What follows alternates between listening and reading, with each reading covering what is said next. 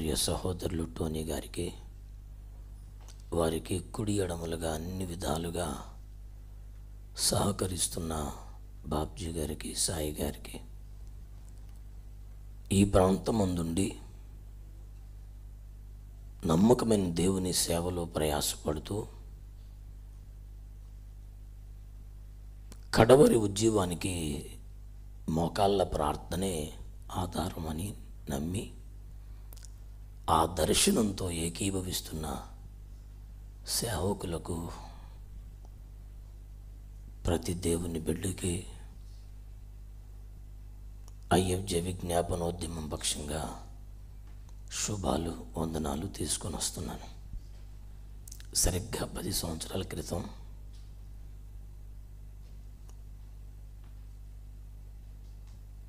భారతదేశంలో గొప్ప రక్షణ కలగాలంటే ఏం చేయాలి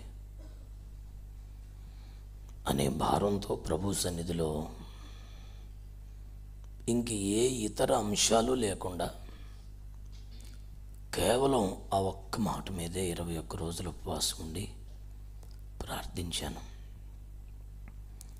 చాలామంది గొప్ప దైవజనులు, పరిశుద్ధులు మా దేశంలో ప్రయాసపడ్డారు, హతసాక్షులు కూడా అయ్యారు. ఎందరో పరిశుద్ధుల ప్రయాస,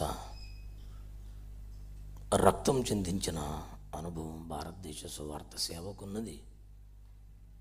అయితే కూడా రక్షించబడింది 5%, 10%. 2000 సంవత్సరాల సువార్త సేవా విశ్వాసం, వ్యవసాయం ఇంకా 10% కూడా కాదు అని చెప్పడం ఎంత బాధాకరం. ఈ తరంలో మేము కూడా నీ సేవ కొరకు ప్రయాసపడుతూనే ఉన్నాం. నీ కొరకు ఏమైనా చేయడానికి, చావడానికి కూడా సిద్ధపడ్డ వాళ్ళం చాలామంది ఉన్నాం. అయినా దేశంలో రక్షించబడుతున్న వారి శాతం తక్కువగానే ఉంటుంది. ఏం చేయాలి ప్రభువా? మేమేమైపోటాకన్నా సిద్ధమే కదా, మాట్లాడండి అని 21 రోజులు ఉపవాసం ఉండి ఇంటిలో నుంచి బయటికి వెళ్ళకుండా కంటికి ధారగా ఏడుస్తూ ప్రార్థనలు చేస్తే ప్రభు మాట్లాడిన ఒక మాట, ప్రార్థనల గురించి ప్రసంగాలు చేయటం కాదు, ప్రార్థన చేయమని విశ్వాసులకు చెప్పటం కాదు, దైవ సేవకులే మోకరించి ప్రార్థన చేయండి. అది కూడా దైవ సేవకులు విభేదాలన్నీ పక్కన పెట్టి కలిసి ప్రార్థన చేయండి. అప్పుడు దేశంలో మహారక్షణ కలుగు చేయవాడు ఆయనే అనే ఒక వాగ్దానం నెరవేరటం మీరు చూస్తారని ప్రభు మాట్లాడారు. 2014 నాటికే నేను దేశమంతటా ప్రసంగికుడిగా వాడబడుతూ ఉన్నాను కనుక పెద్ద పెద్ద కన్వెన్షన్స్కి నన్ను ప్రసంగికుడిగా పిలిచే పెద్ద పెద్ద దైవజనులందరినీ కలిసి, అయ్యా దేవుడు నాతో ఇలా మాట్లాడారు, దైవ సేవకులే కలిసి ప్రార్థన చేయాలట, గొప్ప ఉద్యమం కదలిక తీసుకొస్తారని ప్రభు అంటున్నారు. నేనంటే ప్రసంగికుడిగా వచ్చి వాక్యం చెప్పి వెళ్ళిపోతున్నాను. నా చేతిలో 100 మంది సేవకులు ఎవరు లేరు కదా. మీరు పెద్ద పెద్ద సంస్థల సేవా నాయకులు, 100 మంది దైవజనులు మీ చేతుల్లో ఉన్నారు కదా. మీరు పిలిస్తే వాళ్ళంతా వస్తారు. దైవజనులే కలిసి ప్రార్థన చేస్తే తప్ప ఒక ఉద్యమాన్ని చూడలేమని ప్రభు అంటున్నారు అని చెబితే అందరూ కూడా మంచి ఆలోచన పాస్టర్ గారు, దైవజనులే కలిసి ప్రార్థన చేస్తే కానిది ఏమున్నది, చాలా గొప్ప విషయం. కానీ ఒట్టిగా ప్రార్థన చేయటానికి ఎవరు వస్తారు?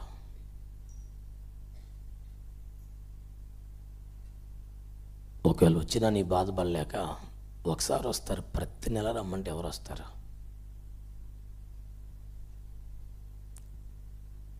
ఏదో గుర్తింపో ఘనతో కనీసం ఒక 100 రూపాయలు కానుకో ఏమీ లేకుండా పని కట్టుకొని వచ్చి మోకాల మీద పడి ఏడిచి వెళ్ళిపోతాడు ఎవడన్నా. మీ పిచ్చి భ్రమ, ఎవడొస్తాడు? ఇవన్నీ వినడానికి బాగుంటాయి పాస్టర్ గారు, కష్టం అన్నారు. కొంతకాలం ఇలా సేవకులందరి దగ్గరికి తిరిగాను. 2 తెలుగు రాష్ట్రాల్లో. ఆ తర్వాత మళ్ళీ వచ్చి పుట్టెడు దుఃఖంతో మళ్ళీ 21 రోజులు ఉపవాసం ఉండి, ప్రభువా, దైవ సేవకులే కలిసి ప్రార్థన చేస్తే ఉద్యమం ఇస్తానన్నావు. కాళ్ళు అరిగేలాగా అందరి పెద్ద పెద్ద అయ్యగారులు ఇళ్ళకి వెళ్ళానయ్యా.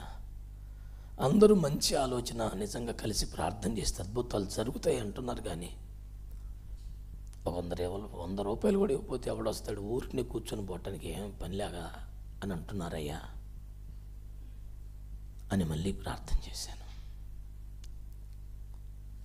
ప్రభు నాతో మాట్లాడిన మాట, నేను దైవ సేవకులతో కలిసి ప్రార్థన చేయమన్నాను కానీ చర్చించుకుంటా తిరగమని చెప్పలేదు కదా అన్నారు.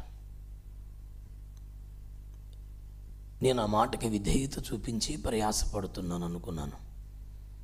అది సరైన విధేయత కాదు అన్నట్టుగా ప్రభు మాట్లాడితే ఆశ్చర్యపోయి, సరే ప్రభువా, ఇంక చర్చించని ఎవరితో ప్రార్థన చేస్తాను, కానీ నాకు ధైర్యం కలిగినట్లుగా నాకేదన్నా ఒక వాగ్దానం అని బాగా దుఃఖపడి ప్రార్థన చేస్తే, ప్రభు ఇశ్రాయేలును పోగు చేయవాడు నేనే అని మాట్లాడారు. చిన్నప్పటి నుంచి వింటున్న మాట అది. యూదులందరూ మళ్ళీ అక్కడికి వచ్చేసారని మళ్ళీ అదే నాకు చెప్తున్నాడు ఏంటి అనుకుని మళ్ళీ ప్రార్థనలో కూర్చుంటే, ఆ ఇశ్రాయేలు కాదయ్యా, దేవునితో మనుషులతో పోరాడి గెలిచే ప్రార్థనా పరులను నేను పోగు చేస్తానన్నారు ప్రభు. అంతకన్నా నువ్వే సమకూరుస్తానంటే ఇంక మాకేం కావాలి ప్రభా అని ఆ రోజు నుంచి ఈ రోజు వరకు నేను ఎప్పుడు కూడా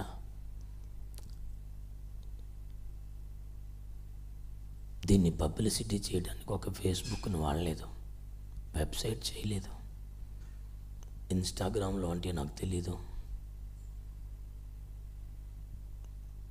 ఏ సోషల్ మీడియాలో కూడా దీన్ని ప్రమోట్ చేసే ప్రయత్నం చేయలేదు. ఇప్పుడు ఈ 10 ఏళ్ల కాలంలో ₹1 కానుక ఎవరికి ఇవ్వలేదు. ఎంత బ్రతిమాలను ₹1 కానుక తీసుకోలేదు. నేను ప్రసంగికుడిగా పిలువబడితే పిలిచిన వారు నాకు ఏదైనా అర్పణిస్తే తప్పకుండా తీసుకుంటాను. అది సేవాక్రమం. కానీ ఐఎఫ్జే విజ్ఞాపనోద్యమం కొరకు ఎందుకు అలా ఏర్పాటు చేశాను అంటే, వాళ్ళంతా దైవ సేవకులు తమ పరిచర్యలు పక్కన పెట్టి తమ ఖర్చులు పెట్టుకొని వస్తున్నారు.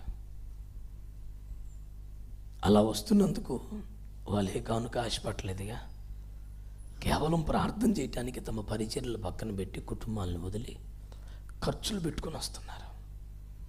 పెద్ద పెద్ద అయ్యగారులు అందరూ ఏమన్నారు, ₹100 అయిపోతే ఎవడరాడు అన్నారు. ఆ మాట విపరీతమైన కోపం, రోషం నాకు వచ్చింది. సేవకులంటే ఏంటి? తమ ఆస్తులు, ఉద్యోగాలు, అవకాశాలు, బంధాలు వదులుకొని వచ్చిన వాళ్ళు కదా. ₹100 ఇస్తే ఎవడైనా వస్తాడన్నట్టు మాట్లాడుతున్నారే. వీళ్ళు పెద్దవాళ్ళు కాబట్టి, డబ్బులు ఉన్నాయి కాబట్టి మాట్లాడతారా అనిపించింది. కానీ కేవలం 7గురితో విజయవాడలో నెలకొకసారి మనం కలిసి ప్రార్థన చేద్దామయ్యా అని నాతో సహకరిస్తున్న సేవకులతో అంటే అలాగే అన్నారు. ఆ 7గురు కొన్నాళ్ళకి 70 మంది అయ్యారు. ఆ 7గురు ఒక్క పాంప్లెట్ కూడా వేయలేదు, ఎవరికి ఆహ్వానాలు పంపలేదు. అట్లా తెలుసుకొని కొంతమంది సేవకులు కలిసి దేశం కోసం బాగా ఏడుస్తున్నారంట, మనం కూడా వెళ్దాం. 250 అయ్యారు. ఎక్కడో నెల్లూరు నుంచి, ఖమ్మం నుంచి, వరంగల్ నుంచి, హైదరాబాద్ నుంచి, భద్రాచలం నుంచి, రాజమండ్రి నుంచి, అమలాపురం నుంచి, కాకినాడ నుంచి పాస్టర్లు వస్తున్నారు. 100 కిలోమీటర్లు ₹100 ఖర్చు పెట్టుకొని గబగబా వచ్చి మోకరించి నాతో పాటు కొన్ని గంటలు ఏడిచి వెళ్ళిపోతున్నారు. మెల్లిగా సేవకులు తన దగ్గర వచ్చి, కన్నా దైవజనులే కలిసి ప్రార్థన చేయాలనేది నీ దర్శనం అయితే, మా ప్రాంతం నుంచి ఒక 10 మంది వస్తున్నాం, మీరే వస్తే 100 మంది వస్తారన్నా. నేను ఇన్ని ప్రాంతాలను తిరగన్నానా అంటే, మరి ఎలాగన్నా, అందరు ఇక్కడికి రాలేరు కదా. బైబిల్ స్కూల్స్లో టీచింగ్ చేసేవాడిని, ఆపేశాను. వేల మంది సభల్లో మాట్లాడేవాడిని, మెల్లిగా తగ్గించాను. సోమవారం బయలుదేరితే శనివారం ఇంటికి వెళ్ళేటప్పుడు కనీసం 300, 400, 500 బాప్తిస్మాలు ఇచ్చిన సంతోషంతో లక్షలాది రూపాయల కానుకలతో ఇంటికి వెళ్ళేవాడిని. ప్రభు ఇచ్చిన దర్శనం ఇది. సేవకులతో కలిసి ప్రార్థన చేయాలన్నారు. కాబట్టి 10,000 మంది జనం ఉన్న సభ కంటే ఒక 100 మంది పాస్టర్లు ఒక చోట ఉన్నారంటే మెల్లిగా అక్కడికి వెళ్ళటం మొదలుపెట్టాను. క్రమంగా సభలు అన్నీ తగ్గాయి. 2 తెలుగు రాష్ట్రాల్లో ఏ ఊరు వెళ్ళినా ఏదో ఒక కట్అవుట్, పోస్టరు, బ్యానరు కనిపించే పరిస్థితుల్లో నుంచి నేను మెల్లిగా కనుమరుగై ఎక్కడ 10 మంది పాస్టర్లు ఉంటే అక్కడ మోకరించడం. ఆ ఊర్లో 10, ఆ ఊర్లో 50, ఆ ఊర్లో 100. మెల్లిగా గుంటూరు, మెల్లిగా ఖమ్మం, మెల్లిగా హైదరాబాద్, మెల్లిగా రాజమండ్రి, మెల్లిగా అమలాపురం, కాకినాడ, విశాఖపట్నం, ఇలా ఈ రోజున 2 తెలుగు రాష్ట్రాల్లో కనీసం 51 చోట్ల నెలకి 3,500 నుంచి 4,000 మంది పాస్టర్లను కలిసి ప్రార్థన చేస్తాం. ఈ 3-4 వేల మంది పాస్టర్స్లో 2,000, 3,000 మంది విశ్వాసులు కలిగిన సంఘ కాపరులు ఉన్నారు. 100, 150 సంఘాలు కలిగిన ఆత్మీయ నాయకులు ఉన్నారు. పెద్ద పెద్ద సంస్థల్లో రాష్ట్ర స్థాయి అధికారులు ఉన్నారు. నాకు తెలిసి పేర్లు చెప్పటం సంస్కారం కాదు కాబట్టి చెప్పటం లేదు. ఒక 3 డినామినేషన్ల వారు ఇంతవరకు రాలేదు. ప్రతి డినామినేషన్ దైవజనులు ఉన్నారు. ఎందుకంటే మీకు ఈ డినామినేషన్, ఆ డినామినేషన్ అని వ్యత్యాసం లేదు. 2017లో సౌదీ అరేబియాలో పరిచర్య చేస్తున్నప్పుడు ఒక పగలు నాకు ఖాళీ వచ్చి ఉపవాసం ఉండి, ఇవాళ ఏం పరిచయం లేదు కదా, తినటం ఎందుకు ఇంకా ఖాళీ అని గదిలో పడి ప్రార్థన చేసుకుంటున్నాను.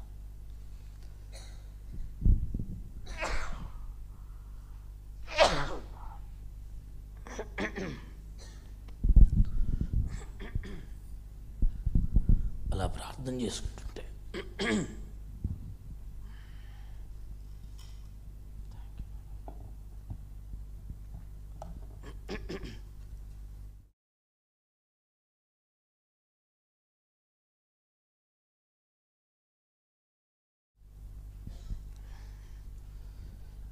ఇశ్రాయేలీయుల ప్రయాణ పద్ధతి ఒకటే.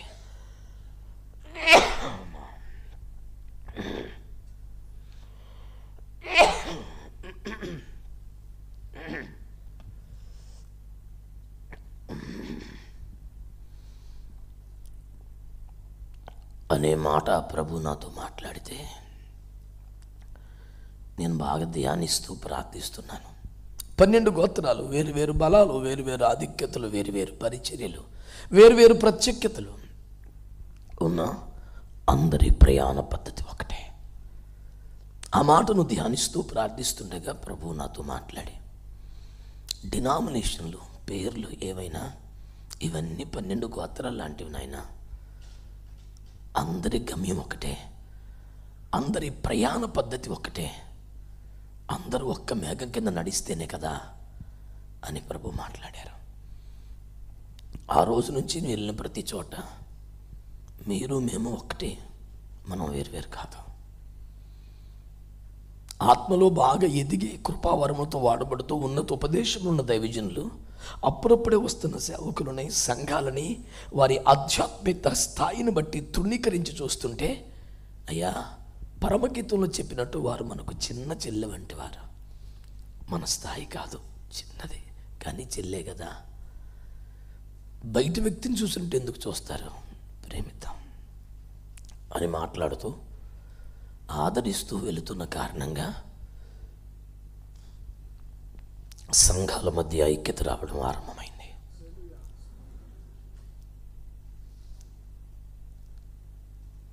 ఇన్ని వేల మంది సేవకులు నాతో హృదయం కలిపి పని చేస్తూ ఉండడానికి కారణం దేవుని కృప అయితే, రెండవది స్వయంగా నా చేతులతో సుమారు 15,000-17,000 బాప్తిస్మాలు ఇచ్చిన ప్రతి పట్టణంలో నా చేతుల్లో బాప్తిస్మం పొందిన వారు 10 మందో 20 మందో ఉంటారు.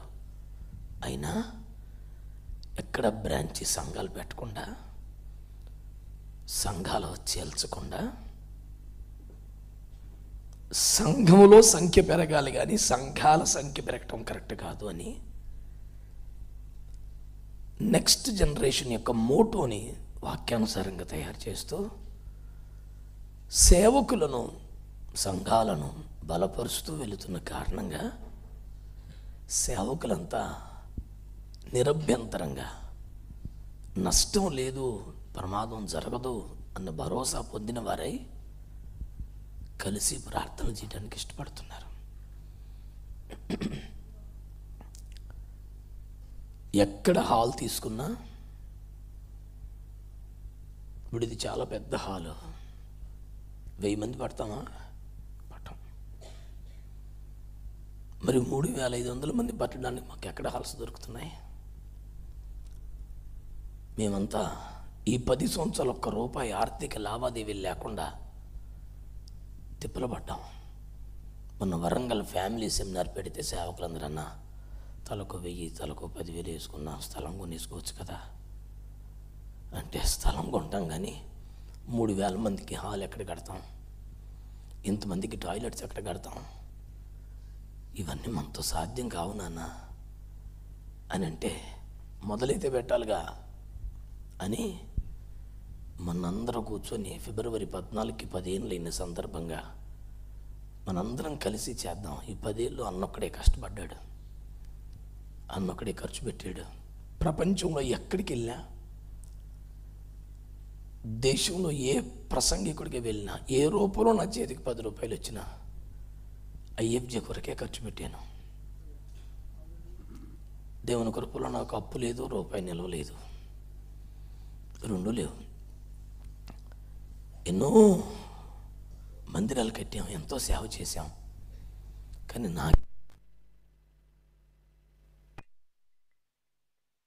సరిగ్గా ఈరోజు ఆదివారం మా సంఘారాధన అయిపోయిన తర్వాత ఎక్స్టెన్షన్ కొరకు ఇంజనీర్ వచ్చి మార్కింగ్ చేస్తే అన్ని కోతులు తవ్వటం స్టార్ట్ చేశారు. ₹50 లక్షల ఎస్టిమేషన్తో వర్క్ చేశారు. అయ్యగారు లేరు, డబ్బులు లేవు, ఏంది ఈ పని అంతా అని సంఘం అంతా కొంచెం బాధగా ఉంటే నా భార్య మెసేజ్ పెట్టింది వాట్సాప్.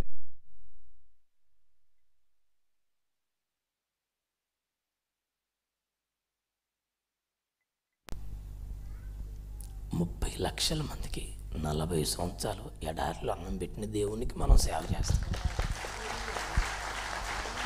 మోషే కానీ ఇశ్రాయేలు పెద్దలు 70 మంది కానీ తలకు ₹1,00,000 పట్టుకున్నారా? పరిగెత్తి పరిగెత్తి పట్టుకుంటే మనిషికి పూరేడు దొరుకుద్దా? మోటార్లు వేసి తొడితే సముద్రం ఆరుద్దా? ఇవన్నీ మనతో కావునానా? పిచ్చి ఆలోచనలు చేయబాకండి. కోతులు తవ్వటాకైతే డబ్బులు అక్కర్లేదు కదా, తవ్వండి అని అరిసి పొద్దున్న మాట్లాడితే కొంచెం సాయంత్రానికి గోతులు వేసిపోయారు. నేను ఎందుకు ఈ మాటలు చెప్తున్నానంటే, దేవుడు అబ్రామును పిలిచినప్పుడు అతను ఒంటరిగా పిలిచాడు, అతన్ని పెక్కు మంది అగునట్లుగా చేశాడు. ఏలూరు దగ్గర కామవరపుకోట అనే మా స్వగ్రామంలో నా వాటాకు వచ్చిన బిల్డింగ్ని అమ్మి తీసుకెళ్తే వైజాగ్లో ఒక చిన్న స్థలానికి సరిపోలేదు. అది దేవుడే అద్భుతాలు చేసి స్థలం సమకూర్చారు. చిన్న నివాసం, చిన్న మందిరం. ఇప్పుడు ఆ మందిరం చాలని పరిస్థితి. దాని ఎక్స్టెన్షన్. ఇన్ని సంవత్సరాల సేవలో ఎప్పుడూ ఏది డబ్బులు పట్టుకొని పనిచేయాల, యేసయ్య పాదాలు పట్టుకునే పనిచేసి ఆటోమేటిక్గా ఆశ్చర్యకరంగా ఒక్కొక్కటి ప్రభువే సమకూర్చారు. ఇదంతా మీకు ఎందుకు చెప్తున్నానంటే, ఈ సంవత్సరం జూలై 18 వస్తే నేను సేవకు వచ్చి 30 ఏళ్ళు పూర్తవుతాయి. ఈ 30 సంవత్సరాల సేవలో చాలా దేశాల్లో వాక్య పరిచయం చేశాను, చాలా పుస్తకాలు రాశాను, యూట్యూబ్లో కొన్ని వేల ప్రసంగాలు ఉన్నాయి. కానీ దేవుని ఎదుట దేవుని భయం కలిగి, మంచి మనస్సాక్షి కలిగి మీ ఎదుట సాక్ష్యం చెప్తున్నాను. ఎప్పుడూ వాక్యాన్ని అమ్ముకోలేదు.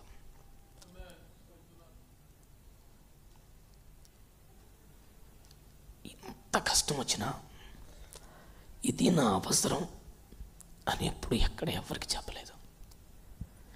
మీ పొరుగు దేశం కువైట్లో 2016లో 18 రోజులు పరిచయం చేశాను. చాలా గొప్ప ఉద్యోగాన్ని ప్రభు ఇచ్చారు. 10 రోజులు అయిన తర్వాత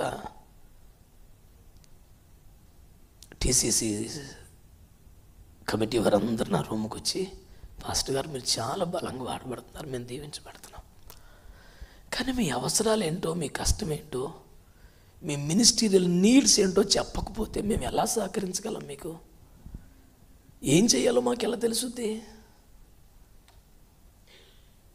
అంటే నేను ఒక మాట అన్నాను, మీరు వయసులో నాకంటే పెద్దవారు కాబట్టి మర్యాద ఇస్తున్నాను, లేకపోతే కోప్పడేవాన్ని. మీకేదన్నా కష్టం వస్తే, బాధ వస్తే, శ్రమ వస్తే దేవునికి ప్రార్థన చేయండి అని చెప్పి నా అవసరం మీకు ఎలా చెప్తానండి? నాకు అవసరాలు, కష్టాలు, బాధలు లేవని కాదు, మీకు చెప్పను. నేను ప్రభువుకి చెప్తున్నాను కదా, ప్రభు ఏదోటి చేస్తారులే అంటే కొంతమంది సంతోషపడ్డారు, కొంతమంది అది గర్వం అనుకున్నారు. మీ ఇష్టం, మరి చెప్తే ఏమైనా హెల్ప్ చేద్దాం, లేకపోతే మీ కర్మ అన్నట్లుగా వెళ్ళారు. నేను కర్మ సిద్ధాంతాన్ని నమ్ముకున్నాను కాదు, తలరాతలు నమ్మినోడిని కాదు. తన అరచేతుల్లో గీతలు చెరిగిపోయేలాగా గాయపడిన యేసయ్య ప్రేమ మీద ఆధారపడ్డ వ్యక్తిని. సైకిల్ మీద సేవకి వెళ్తూ విమానం శబ్దం వినబడితే సైకిల్ ఆపి అలా చూసి, వాళ్ళు ఎంత ధన్యులు కదా, నేను సైకిల్ తొక్కలేక చాలా కష్టపడుతున్నాను, వాళ్ళు ఎంత హాయిగా వెళ్ళిపోతున్నారు చూడు అనుకునే కష్టకాలంలో నా దేవుని ఆత్మ, ఆ విమానం కూడా పరలోకం తీసుకురాలేదు కదరా, దాన్ని మించిన ఒక మేఘం నీకోసం ఇస్తాను, నా దగ్గరికి వస్తావురా నువ్వు అంటే, విమానం ఎక్కలేకపోతుందన్న బాధ మర్చిపోయి వెంటనే ఓకే దర్జాగా మేఘం ఎక్కి అంతకన్నా పైకి వెళ్ళిపోతాను నేను అన్న హుషారుతో సైకిల్ తొక్కేసుకొని ఇంటికి వచ్చేవాడిని. ఊరంతా సువార్త చేసి, డ్రమ్ములు కొట్టి, డోలకులు కొట్టి, పాటలు పాడి, కరపత్రికలు పంచి,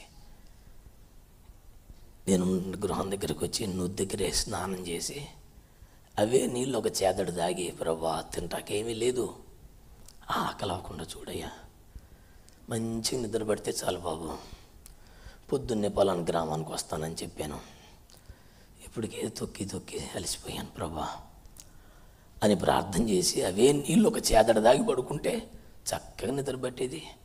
పొద్దున్న లేచి రాత్రి బాగా తిని పడుకున్న వాళ్ళలాగానే హుషారుగా లేచి మళ్ళీ సైకిల్ వేసుకొని వెళ్ళిపోయేవాడిని. వారం అంతా సేవ చేస్తే 5 రూపాయలు వచ్చాయి. బియ్యం కొనుక్కోవాలా, నూనె కొనుక్కోవాలా అర్థమయ్యేది కాదు. ఆదివారం కానుకలు 4:30, 5, 6. చిన్నప్పుడు స్కూల్కి వెళ్ళేటప్పుడే రోజుకు 10 రూపాయలు జోబులో పాకెట్ మనీకి ఇచ్చేవాళ్ళు. 15 పోర్షన్ల ఇల్లు, 6 గదుల డాబా, 20 ఎకరాల జీడి తోట, 5 ఎకరాల మామిడి తోట, పాలేళ్ళు, గేదెలు, RX అన్నట్టు వేసుకొని కాలేజీకి వెళ్ళిన బతుకు. ఒక్కసారిగా సేవకు వచ్చేసరికి అన్నీ వాటిని వదిలిపెట్టి వెళ్ళాలి, ఈ పట్టుకెళ్తే సేవ కాదన్నాను. అన్నీ వదిలేసి అన్నయ్య, అక్క హాయిగా బైకుల్లో, కారుల్లో కాలేజీకి వెళ్తుంటే నేను సైకిల్ మీద కొండల్లో, లోయల్లో తిరుగుతూ ఉండేవాడిని. ఎప్పుడన్నా చూసి ఏంట్రా నీకు ఈ బతుకు, ఇంటికి వచ్చాయి అంటే, లేదు నన్ను ప్రభు పిలిచాడు, పోను 100 రూపాయలన్నా ఉంచుకోరా, వద్దు నాకు దేవుడిచ్చిన డబ్బులు కావాలి, నువ్వు ఇచ్చిన వద్దు, బతిమలాడి కన్నీరు పెట్టుకుని వెళ్ళిపోయేవాళ్ళు. నా దేన స్థితిని చూసి, మా ఇంట్లో పాలేళ్ళు కూడా బాగానే ఉన్నారు కదరా, నీకేంట్రా, లేదు ప్రభు ఆశీర్వదిస్తాడు, ప్రభు పిలిచాడు కదా, ఆ నమ్మకం పెట్టుకుని, ఆశ పెట్టుకుని, అలాగే ఈ రోజున ప్రపంచంలో ఎన్నో దేశాల్లో వాక్య పరిచయం చేసి వేలకు వేలు బాప్తిస్మాలు ఇచ్చి, కనీసం నా చేతులతో ఒక 2,500, 3,000 మంది పాస్టర్స్ని ఇప్పటికి ఆర్డినేషన్ చేసి ఉంటాను సేవలో. ఎమ్మెల్యేలు, ఎంపీలకి ప్రార్థనలు చేసి, కలెక్టర్లకి వాక్యం చెప్పి, సైంటిస్టులకి ప్రార్థనలు చేసి, నా వయసు ఎంత, నా చదువు ఎంత, నాకున్న డబ్బు ఎంత, ఇవన్నీ చేశాడు దేవుడు. అప్పటికి ఇప్పటికీ నాకు ఎంత కష్టం ఉన్నా, ఎంత సవాలున్నా ఇవన్నీ చేసిన దేవుడు అది కూడా చేస్తాడులే అనే ధైర్యం. మా సంఘంలో నా కష్టాలే కాదు, నా చేతికి ₹1 కానుకొస్తే సంఘస్థులకి అందరికీ తెలుసుద్ది. ఏమి దాచను, ఎన్ని సవాళ్ళు ఉన్నాయో చెప్తాను, ఎంత కానుకొచ్చిందో కూడా చెప్తాను. నా రూపాయి రాక పోక సంఘస్థులందరికీ తెలుసు. చాలామంది పాస్టర్లకి, వాళ్ళ పాస్టమ్మలకే తెలియదు, అంతా మర్మం. బైబిల్లో రహస్యంగా ఉంచమన్నది ప్రార్థనా జీవితాన్ని, ఆర్థికాన్ని కాదు. తమ భార్యకి సంఘాదాయం కానీ జీతం కానీ తెలియనివ్వని ఎందరో అద్భుత క్రైస్తవులు గొప్పలు తెప్పలు ఉన్నారు. భార్య అమ్మని అడిగిందనుకో, నీకు ఎందుకమ్మా అవన్నీ బోల్డ్ తలకాయ నొప్పులు, నీకు ఏం కావాలో చెప్పు నేను తీసుకొస్తాను అని భార్యకి ఏ కష్టం రాకుండా నేను చూసుకుంటున్నాను అనే కలర్ ఇచ్చి ఆమెకి ఏమీ తెలియకుండా తెలివిగా నడిపే కథ ఎంతోమంది అయ్యగారులకి బాగా వాడుక. నా వరకైతే ఏ దేశం వెళ్తే ఇన్ని లక్షల కానుకొచ్చినా వెంటనే అన్నా పైసతో సంఘానికి తెలుసుద్ది. ఇదిగో ఈ దేశంలో ఎంత కానుకొచ్చింది, పలాని సంఘానికి ఇద్దాం, పలాని మందిరం కడదాం, పలాని పరిచయం చేద్దాం, పలాని సెమినార్ పెడదాం. లక్షల రూపాయలు, కోట్ల రూపాయల పనులు మా బిడ్డల చేతులతోనే చేయించాను. వాళ్ళందరూ కలిసి తలకో ₹1 పోగేస్తే ₹50 అయితే నేను ఒక్కనే ₹50 ఇస్తాను, చేయండి పని. మా బిడ్డలు విశాఖపట్నంలో ఎప్పుడైనా వస్తే సరదాగా రండి, నేను లేనప్పుడు రహస్యంగా వాడిని ఇంటర్వ్యూ చేయండి, అదంతా ఒట్టిది అని చెబితే నేను మళ్ళీ బైబిల్ పట్టుకోను. ఎందుకు ఇదంతా చెప్తున్నానంటే, దేవుని రాజ్యం కట్టాలని ఒక ప్రయత్నం జరుగుతుంది. అందులో ఈ 10 సంవత్సరాలుగా నా సంఘం కోసం, నా కుటుంబం కోసం నేను ఖర్చు పెట్టింది, కష్టపడింది 5%. 95% సమయం, ధనం, ప్రయాస అంతా IFJ కొరకే. IFJ వల్ల ఏమొస్తుంది? ఓ ₹10 చందా రాదుగా, ఒక బ్రాంచ్ సంఘం అవ్వదుగా, ఓ 10 మంది విశ్వాసులు చర్చికి రారుగా. ఏంటి ప్రయోజనం? తమ కష్టాలలోనే పరిష్కారం కోసం వేరొకరితో ప్రార్థన చేయించుకునే స్థితిలో ఉన్న క్రైస్తవ్యం దేశమును కాపాడడానికి ప్రార్థన చేసే స్థాయికి ఎదగాలనేది ఒక తాపత్రయం. క్రైస్తవులందరికీ ప్రార్థనే పరిష్కారం అని తెలుసు, కానీ ఎవరు బాగా ప్రార్థన చేస్తారో వరాల కల్లా ఉంటే వాళ్ళ దగ్గరికి ఒక ₹1000 ఇచ్చి ప్రార్థన చేయించుకోవటం అలవాటు అయిపోయింది. అవునా కాదా మీరు చెప్పండి? ప్రార్థన ఒక అవుట్సోర్సింగ్ అయిపోయింది, కంపెనీలాగా. ఎవరు బాగా ప్రార్థన చేస్తారంటే 1000-2000 ఇస్తే ఆడే ఎడుతాడు, మనకి ఎందుకు వచ్చిన సౌ, మనకు కుదరదు. ఎలాగో మనం టీవీ చూసి ఫేస్బుక్ చూసి అలసిపోయి పడుకోవాలా, ఏడ్చేవాడు ఎడుతాడు, అడుగు ₹1000 పడితే ఇంట్లో పరిస్థితులు బాగోలేని పాస్టర్ గారు కొంచెం ప్రార్థన చేయండి అంటే ఆడు ఏడు చేయాలి, వీళ్ళు తిని పడుకోవాలా. ఈ దరిద్రం అలవాటు అయింది. ప్రార్థన అవుట్సోర్సింగ్ కాదు, that is the only source for hour survival in this world. కాదా మీరు చెప్పండి? ఎందుకలా మౌనం పాటిస్తున్నారు? ధైర్యంగా మాట్లాడండి. ప్రార్థన అవుట్సోర్సింగ్ ఇవ్వచ్చా? పొద్దున చిన్న ప్రార్థన చేసి పడుకుని పోవాలా, రాత్రి చిన్న ప్రార్థన చేసి పడుకుని పోవాలా? మన కోసం వాడు ఎవడో ఏడవాలా కూర్చొని? ఏం క్రమం అది? పరిశుద్ధుల ప్రార్థన, నీతిమంతుల ప్రార్థన, అభిషక్తుల ప్రార్థన, సహాయాన్ని కోరటం తప్పు కాదు. వాళ్ళు చేస్తున్నారు కదని మనం తిని పడుకోవటం తప్పు అంటున్నాను నేను. మనం చేయొద్దా? మోకాలు లొంగవా? వయసు ఉన్నప్పుడే, ఆరోగ్యం ఉన్నప్పుడే ప్రార్థన చేయకపోతే ఇంకెప్పుడు మరి? సేవకుల్లోనూ సేవకు సహకరిస్తున్న వారిలోనూ ప్రార్థన భారాన్ని పెంచడానికి, ప్రార్థన మంటను రేపడానికి, ప్రార్థన ఆత్మను ఎగదోయడానికి ఐఎఫ్జే విజ్ఞాపనోద్యమం నడుం కట్టుకుంది.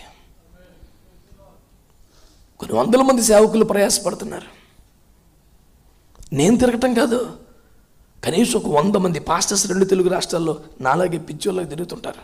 వాళ్ళ డబ్బులు వాళ్ళు పెట్టుకొని, వాళ్ళ ఛార్జీలు వాళ్ళు పెట్టుకొని, ఎక్కడికి వెళ్ళిన రూపాయి సందా తీసుకోకుండా సేవకులు సమకూర్చి ప్రార్థనలు చేసి.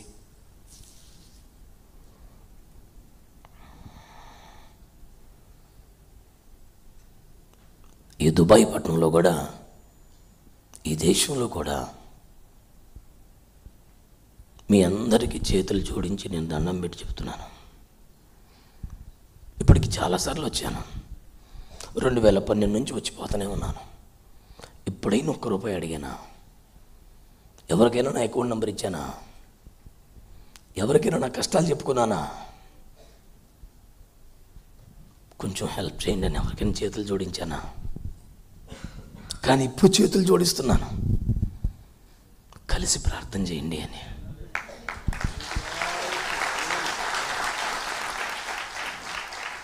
కలిసి ప్రార్థన చేస్తే యథార్థంగా చెప్పండి, మీకు ఏం నష్టం వస్తుంది? ఐఎఫ్జే అంటే ఒక సంస్థ, ఒక సంఘమా, ఒక డినామినేషనా, ఒక పాస్టర్స్ ఫెలోషిపా?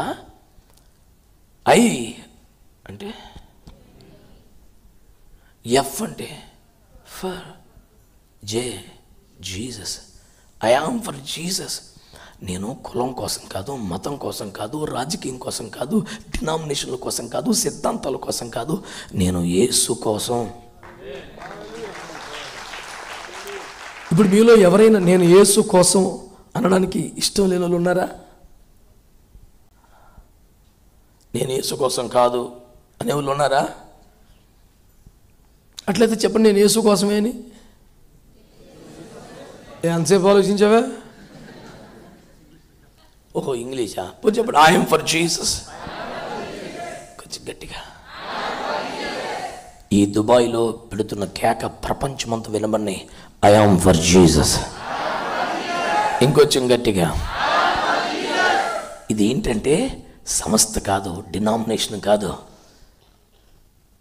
వందే మాతరం అని ఎలాంటి పొలికేక వినబడిందో, స్వతంత్ర సమరోత్సాహంతో కథం తొక్కిన ఆనాటి దేశ జనావళి గుండె కేకగా ఎలా మారిందో, భారతదేశం యేసుకు సొంతం అవ్వాలి, అందుకొరకు నేను యేసు కొరకు బ్రతుకుతాను భూమి మీద అనే రోషం, భారం, తీర్మానంతో దేశంలో మహారక్షణ కొరకు పరితపిస్తున్న ఒక నిజ క్రైస్తవుని గుండె కేక ఐ యామ్ ఫర్ జీసస్ అనేది.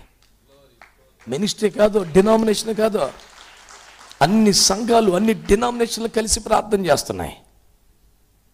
ప్రభువా, ఇప్పటికే సగం లైఫ్ అయిపోయింది, నేను ఇంకా కులం కోసం, మతం కోసం, కేవలం ఫ్యామిలీ కోసం, సుఖం కోసం, డినామినేషన్ల కోసం కాదు నాయనా, నేను నీ కోసం బ్రతుకుతాను అనే ఒక తీర్మానం, ఆశ వేవేల మందిలో కలుగుతుంది.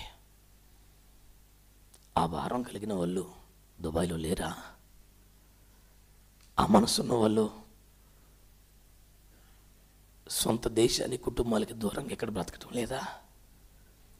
ఇక్కడ మాత్రం అవసరం కోసమో, పదవి కోసమో, అవకాశం ఇస్తారనో, గుర్తింపు కోసమో ఎగబడే వాళ్ళలో కాకుండా నేను యేసు కోసం. డబ్బులు అడగలేదు, కులం అడగలేదు, మతం అడగలేదు, నా కన్నీరు విలువైందని ఎంచి ఒక్క కన్నీటి పొట్టు కార్చయ్యా అని అడగటానికి పిలిచారు. ఇంతకన్నా భాగ్యమేముంది అని మాతో కలిసి మోకరించడానికి, ఓ చుక్క కన్నీరు గార్చడానికి ఇష్టమున్న మనుషులు మీలో ఎవరు లేరా?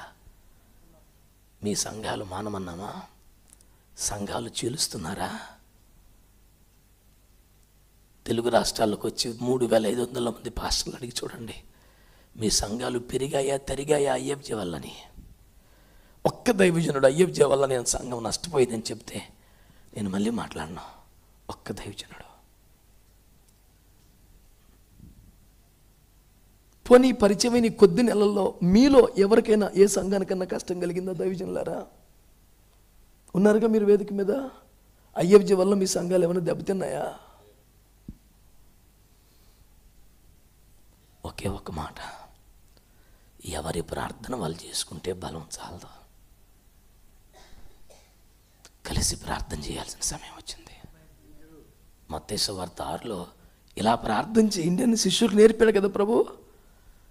తన దగ్గర ప్రార్థన నేర్చుకున్న ఆ శిష్యులతోనే మత్తయి 26లో గెత్సెమన్లో నాతో కలిసి ప్రార్థన చేయండిరా అని అడిగాడు. గుర్తుందా మీకు? యేసు దగ్గర ప్రార్థన నేర్చుకున్న వాళ్ళు లోక రక్షణ కొరకైన ప్రాయశ్చిత్తార్థమైన బలి అర్పణ చేయాల్సిన గడియ వస్తే యేసుతో కలిసి ప్రార్థన చేసే స్థాయికి ఎదిగారు. మిమ్మల్ని అడుగుతున్నాను, యేసుతో కలిసి ప్రార్థన చేసే స్థాయి మనకొద్దా? ఆయన మనల్ని దాసులుగా చూడకుండా స్నేహితులుగా చూసి తన హృదయ భారాన్ని మనకు చెప్పుకుంటున్నాడు. రే, ఈ పాయింట్ మీద ప్రార్థన చేయండిరా, నా ప్రాణము నాలో మరణమగునంతగా దుఃఖపడుతుంది, కొంచెం మీరు కూడా ప్రార్థన చేయండిరా. యేసయ్య గుండె పగిలి దుఃఖపడి చెమట రక్తమగునంతగా ఆక్రందన చేస్తుంటే రక్తం కక్కుకొని ప్రార్థన చేస్తున్న యేసు పక్కనే నిద్రపోతున్న వాళ్ళని ఏమనాలి? లేపి, రే చూడండి నా పరిస్థితి, ఒక్క గడి అయినా నా కోసం నాతో కలిసి ప్రార్థన చేయండిరా. ఈ కేక నీకు వినబడలేదా బ్రదర్?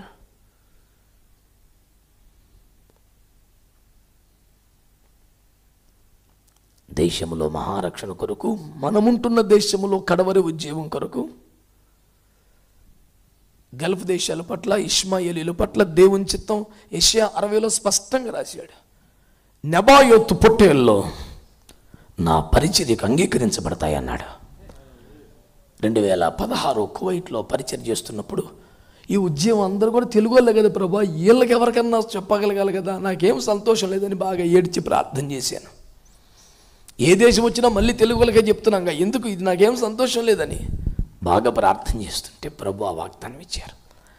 నెబాయోతు పొట్టేళ్ళు పరిచర్యలకు అంగీకరించబడతాయి బలిపీఠం దగ్గర అని. నెబాయోతు పొట్టేళ్ళు అంటే ఏందిరా అని బాగా నాకేం బైబిల్ డిక్షనరీలు, కాంకడెన్స్లు, కామెంటరీస్ అన్నీ అలవాటు లేవు. ఇది ఒక్కటే రెఫరెన్స్లు కూడా లేని బైబిల్. ఎత్తుకోవటమే కింద మీద పడే, ఈ పుస్తకం ఆ పుస్తకం రిఫర్ చేయటం రాదు, నెట్లో చూసి అంత చదవలేదు. ఏం చేయను మరి?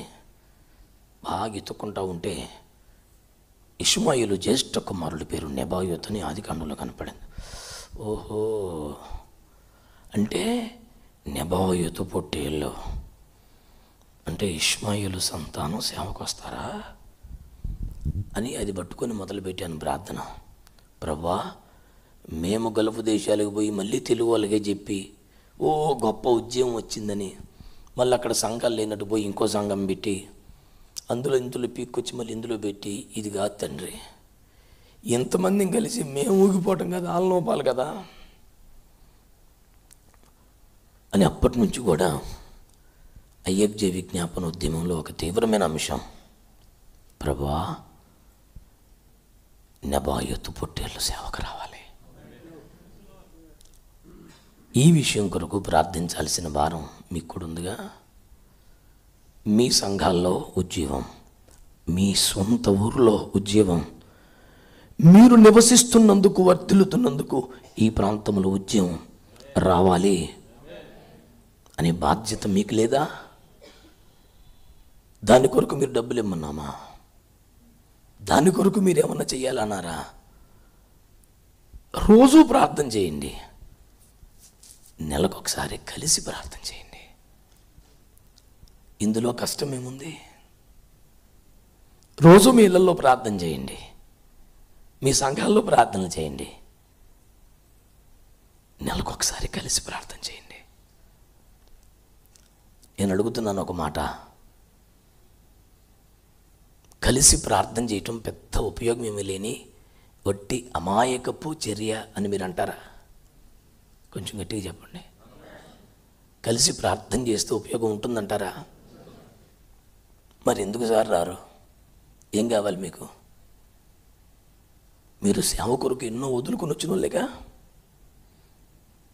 ఈ రక్షణ కొరకు, ఈ విశ్వాసం కొరకు బంధాలని, బంధుత్వాలని వద్దనుకుని వచ్చిన వాళ్ళేగా. ఎన్ని కాదనుకోలేదు మీరు? మరి ఏం కాదనుకోలేక డినామినేషనా, కులమా, మతమా, అహమా, ఏంటది? ఎన్నో వదిలేసిన మనం ఇదొక లెక్క. కలిసి ప్రార్థన చేయడానికి అడుగు ముందుకేయండి. వారిలో ఒక్కడి 1000 మంది తరిమితే ఇద్దరు 10,000 మందిని తరుముతారని ద్వితీయోపదేశకాండం 32:30 చెబుతోంది. అంటే ఒక్కడి 1000 మందిని ఎత్తిన ఇద్దరు 2000 అవ్వాలి, కానీ 10,000 అంటున్నాడు కదా. ఇద్దరు కలిస్తే బలం 10 రెట్లు పెరుగుద్దని వాక్యం చెబుతుంది. ఇంతమందిని కలిస్తే సీరియస్గా నా వైపు చూస్తే ఈ మాట వినండి.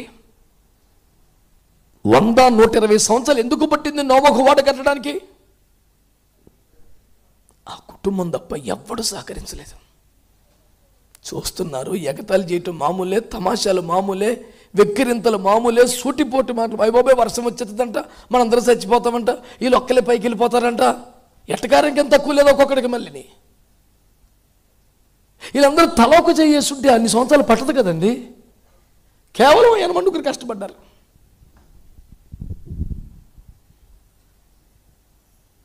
ఏలియా ప్రార్థన చేయగా అరిచేయంత మేఘము కనపడింది, మోపైన వర్షము చుద్దరి పుట్టుచున్నది. అరిచేయంత మేఘం ఎందుకు వచ్చింది? Simple logic. ఆకాశములో మేఘం తయారవ్వాలంటే భూమి మీద ఉన్న నీరే ఆవిరై ఒక మేఘం తయారవ్వాలనేది very simple science, not even rocket science, everybody can know that. Simple కదా. సూర్యప్రశ్మి వలన, వేడి వలన నీరు ఆవిరైతే మేఘమై చల్లగాలి వచ్చి వీచినప్పుడే వర్షం వస్తుంది కదా. That is the very simple cycle, everybody knows that. ఇక్కడ ఎంత నీరు ఆవిరైతే అంత మేఘం అవుద్ది. So simple. అరిచేయంత మేఘమే ఎందుకైంది? ఒక్కడి ఏడుపది, ఒక్కడి కన్నీరు, ఒక్కడి కష్టం. అదే పట్టణంలో 7,000 మంది రోషం కలిగిన వారు బయలుకు మొక్కకుండా ఉన్నా ఏలియాతో కలిసి మోకరించి ప్రార్థన చేసినాడు, ఒక్కడు కొల్లేడు. అందుకే అరిచేయంత మేఘమే. అదే 7,000 మంది మోకరించుంటే నేను నమ్ముతున్నాను ఆకాశమంతా మేఘావృతమై ప్రచండమైన వర్షం కురిసేది. ఆ రోజున ఏలియా ఒక్కడే. ఈరోజు రోషం గలవాడు ఒక్కడిగానే ఉండాలా? వాళ్ళు బయలుకు మొక్కకుండా యెహోవా కొరకు రోషంగా ఉన్నారు, కానీ నేరుగా సవాలు చేసి పోరాడుతున్నా ఏలియాతో ఎవడూ చేయగలపలేదు. తమాషా చూస్తున్నారు. 480 మందిని ఒంటి చేత్తో కత్తితో చంపి ఒంటరిగా కొండెక్కుతుంటే కూడా తల మోకాళ్ళ మధ్యలో పెట్టుకొని ఏడ్చి ఎంత ప్రసవ వేదన కలిగి ప్రయాస పడుతుంటే కూడా ఒక్క గ్లాసు నీళ్ళు చెందుకులేదు ఏలియాకి. మళ్ళీ ఎవరు? రోషం కలిగి బయలు ముద్దు పెట్టకుండా నిలబడ్డ వాళ్ళే. ఐఎఫ్జీని లాంచ్ చేయటువంటి ఒక కంపెనీ లాంచ్ చేస్తున్నామా? ఒక బిజినెస్ లాంచ్ చేస్తున్నామా? ఒక సంఘం పెడుతున్నామా? ఒక మినిస్ట్రీకి బ్రాంచీ ఓపెన్ చేసామా? ఎట్టకారం చేసేవాడు ఎట్టకారం చేస్తున్నా, స్నేహం నటిస్తూ గోతులు తవ్వేవాడు తవ్వుతున్నా, దర్శనం అర్థం కాకుండా పిచ్చి మాటలు మాట్లాడేవాడు మాట్లాడుతున్నా, వ్యంగ్యంగా దూషణగా మాట్లాడే మాటలు వినబడుతున్నా ఏమీ సిగ్గుపడకుండా చేతులు జోడించి రండి కలిసి ప్రార్థన చేస్తున్నాం అని అడుగుతున్నాం.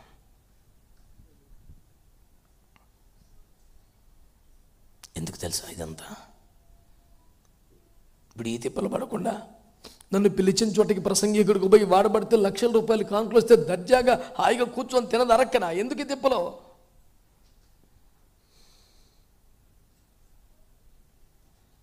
నాకా ఆరోగ్యం అంతంత మాత్రం, నా భార్య పరిస్థితి ఇంకా ఘోరం. సంఘాల్లో 100 మంది బిడ్డలు ఉన్న విశ్వాసులు ఆదివారం తప్ప ఎప్పుడు అలా కనపడం. మా సంఘ బిడ్డల విశ్వాసులు ఇంట్లో చేయగలిగో 10 ఏళ్ళ పైనే ఉంటుంది. నేను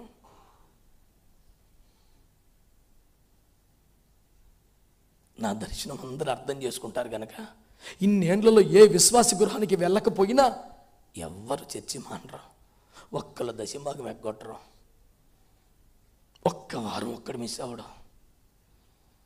ఓపిక లేకుండా తిరిగి తిరిగి తిరిగి ఆదివారం వెళ్ళి ఒక మూల కూర్చొని ఉంటే గుమ్మం దగ్గర చేరేసుకొని విశ్వాసులందరూ వచ్చి, నేను విశ్వాసం దర్శించి చాలా కాలం అయిపోయింది, వాళ్ళే నా దగ్గరికి వచ్చి నన్ను చూసి కొందరు దుఃఖపడి కన్నీరు పెట్టుకొని, బాధపడకయ్యా మేమందరం ఉన్నాంగా, నువ్వు భయపడకు, నువ్వు వెళ్ళు సేవకి, మేము నీకోసం ప్రార్థన చేస్తాం అని ఉల్టా నన్ను విజిట్ చేసి ధైర్యపరిచి వెళ్ళిపోతుంటారు మా విశ్వాసులు ఆదివారం వచ్చి.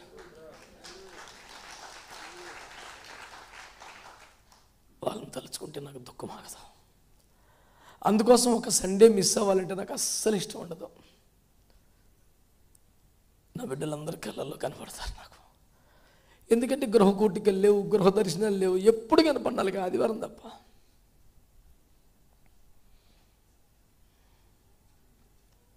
ఆశ పెట్టుకొని వస్తారు. ఉదయం 5:30 నుంచి మొదలవుతాయి ఆరాధనలో. చంటి పిల్లల్ని వేసుకొని ఎక్కడెక్కడి నుంచో 5:30 కల్లా వచ్చి కూర్చుంటే జాలి వేస్తుంది. నాన్న ఈవినింగ్ సర్వీస్కి రావచ్చు కదరా, చిన్నపిల్లల్ని వేసుకొని ఎందుకు రా, పొద్దున్నే సాయంత్రం వేరొక చోట పని ఉంటుందయ్యా, తప్పట్లేదయ్యా, ఈఎంఐలు ఉన్నాయి అయ్యా, తప్పదయ్యా. అంత కష్టపడి ఆటోలు కట్టించుకొని నాన్న సావులు తెచ్చి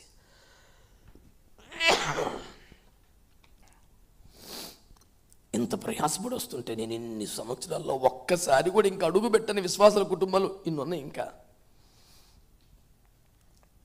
ఎవరు అలగరు, మా అయ్యగారు మా ఇంటికి రాలేదు, మమ్మల్ని పలకరించలేదు, వాళ్ళే వచ్చి నన్ను పలకరించి కానికి చెవుడిచ్చి బంగారం చెవుడిచ్చి, అయ్యా ఇది కట్టు, ఇది చెయ్యి.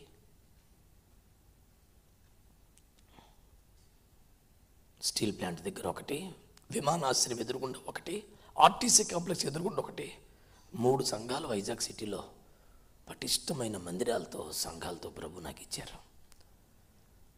నమ్మకమైన బిడ్డలు. ప్రతి రాత్రి సభ అయిన తర్వాత నేను ఫోన్ చేసి చెప్పాలి, ఈరోజు కూడికి మంచిగా జరిగింది, బలహీనంగా ఉన్న దేవుడు వాడుకున్నారని. అప్పుడు పడుకుంటారు. అప్పుడు దాకా గ్రూప్స్లో కొన్ని 100 మంది అలాగ వెయిట్ చేస్తూ ఉంటారు, స్తోత్రాలు చెప్పుకుంటా, ప్రార్థనలు చేసుకుంటా. నేను ఒక్క మెసేజ్ పెట్టాలి, అందుకే నేను వైఫై కోసం వెతుక్కుంటాను. మీటింగ్ అయిపోగానే దేవుని కృపలో మీటింగ్ మంచిగానే జరిగింది, ప్రభు వాడుకున్నారు, మీ ప్రార్థనలకు వందనాలు, ఒక్క మెసేజ్ పెడితే అప్పుడు thank you Jesus, good night అనుకుని 100 మెసేజ్లు వస్తాయి. అప్పుడు 11 అవని 12 అవని మా బిడ్డలు పడుకోరు, ఒకరిద్దరు కాదు, 100 మంది. అందుకనే ₹1 డబ్బులు లేకపోయినా, ఒంట్లో ఆరోగ్యం లేకపోయినా, ఇప్పటికీ నా భార్య తన భయంకరమైన రొమటైడ్ ఆర్థరైటిస్ SLE ఈ కండిషన్స్ వలన CMC వెల్లూరు, రాయి వెల్లూరు అంటారే, ఆ హాస్పిటల్కి 3 సార్లు వెళ్ళాల్సి వచ్చింది. విశాఖపట్నం నుంచి CMC వెల్లూరు. ఈ 3 సార్లు హాస్పిటల్కి తీసుకెళ్లాల్సి వస్తే 3 సార్లు ఒక్కసారి కూడా నేను తనకు తోడుగా లేను. ఒక భర్తగా నాకు బాధ అనిపిస్తుంది. ఇలాంటి టైంలో నేను ఉండాల్సింది కదా అనిపిస్తుంది. కానీ తనే, మీరు బాధపడద్దు, మీరైనా నేనైనా దేవుని కోసమే బ్రతుకుతున్నాం కదా, పర్లేదు, ఎవరో ఒకరు నాకు తోడుగా ఉన్నారు బిడ్డలో.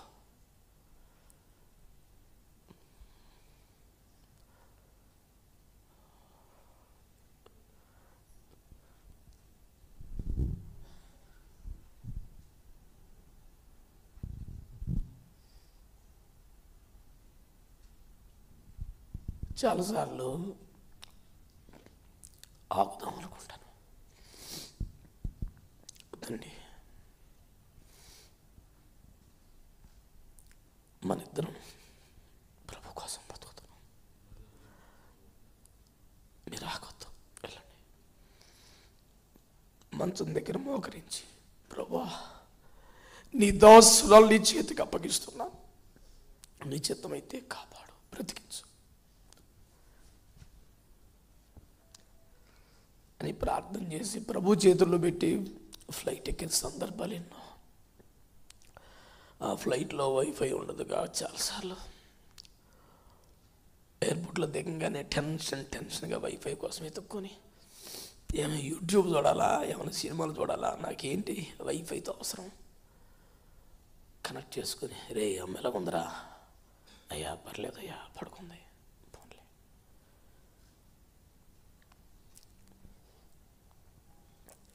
ఇదంతా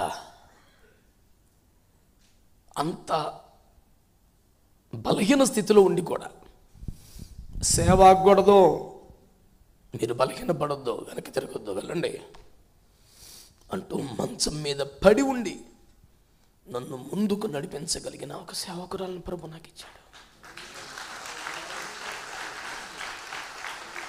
గత 3 సంవత్సరాలుగా కొంచెం లేచి తన పనులన్నీ తను చేసుకుంటుంది ఇప్పుడు. కానీ రోజుకి ఇన్ని మింగాలి, నరకప్రాయమైన కష్టం, చాలా శ్రమ. ఇక నా సంగతి చెప్పక్కర్లేదు. నువ్వు ఇంకా బతుకున్నావా అని డాక్టర్స్ అంటారు నన్ను. ఇప్పుడు 2011 నాటికే నా బాడీలో ఇన్నర్ ఆర్గన్స్ అన్నీ కూడా 65% పర్ఫామ్ చేస్తున్నాయి.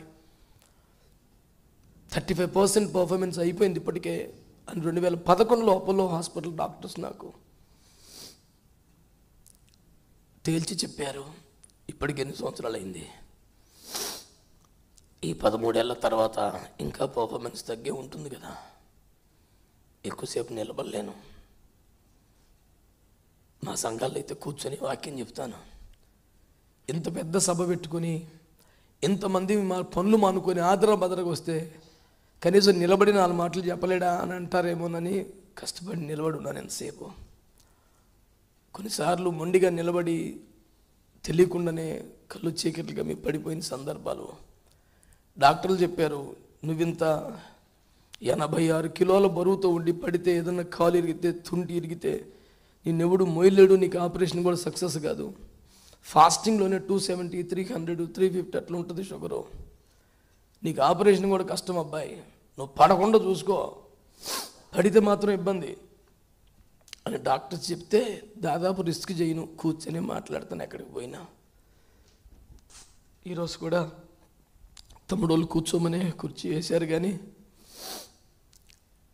చేతగానప్పుడు కూర్చుందామని మొండిగా నిలబడి ఉన్నాను.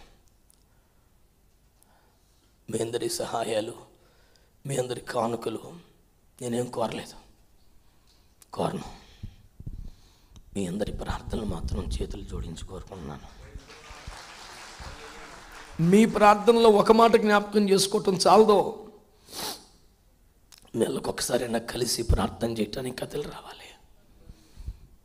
అయితే ముందే చెప్తున్నాను, నేను టిఫిన్లు పెట్టి భోజనాలు పెట్టి ఏదో గుర్తింపిచ్చి గణపరిచే స్థాయి ఉన్న సేవకుని కాదు.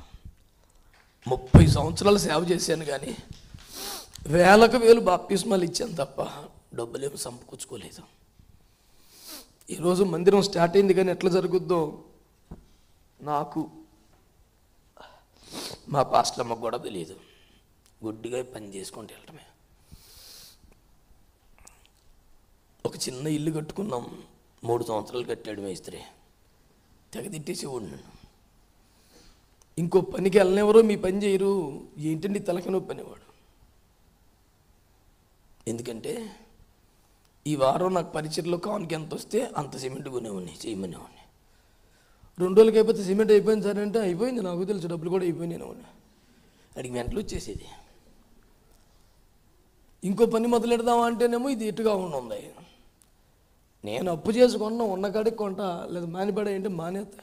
ఒకరోజు బాగా అరిచి, నేను కాకపోతే ఇంకోటితో చేయించుకుందాం అనుకుని నా మీద మాట్లాడుతున్నావు నువ్వు, ఇది యూనియన్, నేను కాకపోతే ఎవ్వడో చేయడు పని, ఎట్ట కట్టుకుంటా వెళ్ళి చూస్తానని అరిచి తిట్టి ఛాలెంజ్ చేసి వెళ్ళిపోయాడు. 2 నెలలు పని అయిపోయింది, రాలా. ఇంకెవరిని పిలిచినా బాబు మీరు రాకూడదండి, యూనియన్ అండి. పనవ సంత డబ్బులు వచ్చినాయి, సిమెంట్ కొనుక్కొచ్చాను, అడరమంటే రావట్లేదు. ప్రభు మరి నా పరిస్థితి అర్థం చేసుకుంటలేదు, ఆడు చెప్పింది కూడా రైటే, నువ్వే ఏదైనా చేయి ప్రభు అంటే, ప్రభు నన్ను క్షమించును కాక. మరి ఆడికి ఏమైందో ఎవడో కొద్దలేదు, ఆడికాడికే కళ్ళు తిరిగి పడిపోయి కాలు ఇరిగిపోయింది ఆడికి. ఆడు కాలు ఇరిగిపోతే ఆడికేమనిపించదు, నాకు ఫోన్ చేశాడు, డాక్టర్ గారు అనవసరంగా ఆ రోజు మిమ్మల్ని కోపడ్డాను, మా భార్య అంటూనే ఉంది, దేవుడి సేవకుని అనకూడదు, మంది తిట్టేసావు, అందుకే పడిపోయి. మరి నీకు వ్యతిరేకంగా నేనేం ప్రార్థన చేయలేదురా బాబు, నీకు దండం పెడతాను, మేము అట్లాంటి ప్రార్థనలు చెయ్యరా, మీరు చేయలేదులే కానీ నాకే తగిలేసిందని బాబు అంటే మరి ఇప్పుడు ఏం చేయమంటావు నన్ను అన్నాను. వచ్చి ప్రార్థన చేసి వెళ్ళమన్నాడు. క్రైస్తవేతరుడు. వెళ్ళి ప్రార్థన చేసాం. చేసిన తర్వాత మంచం మీద పడుకొని మేస్తులు పురమాయించి కట్టించి హెడీళ్ళంతా ఆడు బాగుపడే నాటికి మళ్ళీ ఆడి బండి వేసుకొని వచ్చేపాటికి గృహప్రవేశానికి వచ్చేసింది కోటం. ఎవరెవరికి ఎందుకు జరుగుతున్నాయి ఏం జరుగుతున్నాయో తెలియట్లేదు కానీ మన పని అయిపోతుంది. దేవుని స్తోత్రం. స్టీల్ ప్యాంట్లో ఒక యూనియన్ నాయకుడు ఆడలాగే బండి మీద పడిపోయాడు. అరే అన్నాడు, నరే నువ్వు ఎట్లా తిరుగుతావు చూస్తాను టౌన్షిప్లో అని తెల్లారి ఆడిపడిపోయాడు. 2 కాళ్ళు ఇరిగిపోయినాయి. ఏ క్లాస్ అని బుల్లెట్ వేసుకెళ్ళి ప్రార్థన చేసి కొబ్బరి రాసి వచ్చాను. నువ్వు ఎలా తిరుగుతావు చూస్తాను, ఆయన తిరుగుతామని వేసాడు. డబ్బులుండి తిరుగుతున్నావా, రాజకీయ బలం ఉండి తిరుగుతున్నావా, కనీసం ఒంట్లో ఓపుకుని తిరుగుతున్నావా, ప్రతి పూట మరణంతో పోరాడుతూ నాశనమునకు జోగుతున్న వారిని రక్షింపవా అని ప్రభు మాట్లాడుతుంటే, అగ్నిలోంచి లాగినట్టుగా ఒక్కరిని కూడా రక్షించవా అని దేవుని ఆత్మ మాట్లాడుతుంటే, సత్యలోపు 4 కన్నా వాక్యం చెబుదామని తిప్పలు పడుతుంటే ఏం పోగేసుకున్నావు? 30 ఏళ్ళు ఈ సంవత్సరానికి సేవకు వచ్చి. కానీ మీలాంటి దేవుణ్ణి ప్రేమించే బిడ్డల హృదయంలో దైవజనుడు అనే ఒక స్థానం ఉంది చూసా. చాలు చాలు చాలు.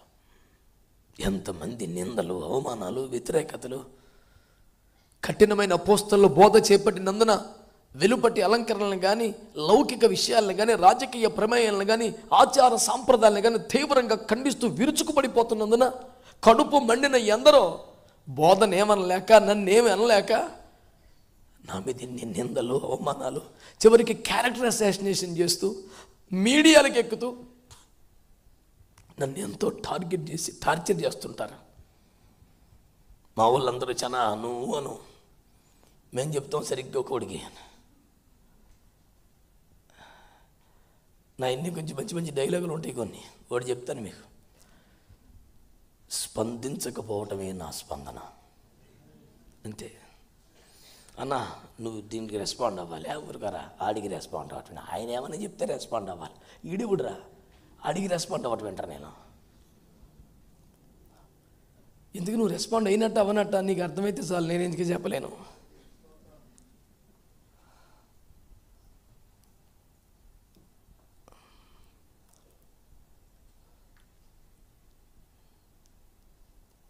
నేను తమ్ముడికి చెప్పా, దుబాయ్కి రావటం, ఓ టికెట్ కొనుక్కొని వచ్చిపోతా నాకు పెద్ద విషయం కాదు నాన్న, నాకు అది చిన్న విషయం. అది నువ్వు వీసా ఇవ్వాలి, టికెట్ ఇవ్వాలి, ఇంత అవసరం లేదు నాన్న. మీరందరూ కూడుకొని మోకరించండి, పెద్ద విషయం కాదు. పైగా దుబాయ్ లాంటి దేశానికి వీసా పెద్ద కూటమే ఉంది. ఆన్ అరైవల్ వీసా, ఏజ్ రక్తం వేసి ఎప్పుడు పడితే ఇప్పుడు చెల్లిపోవచ్చు. దేవుని స్తోత్రం.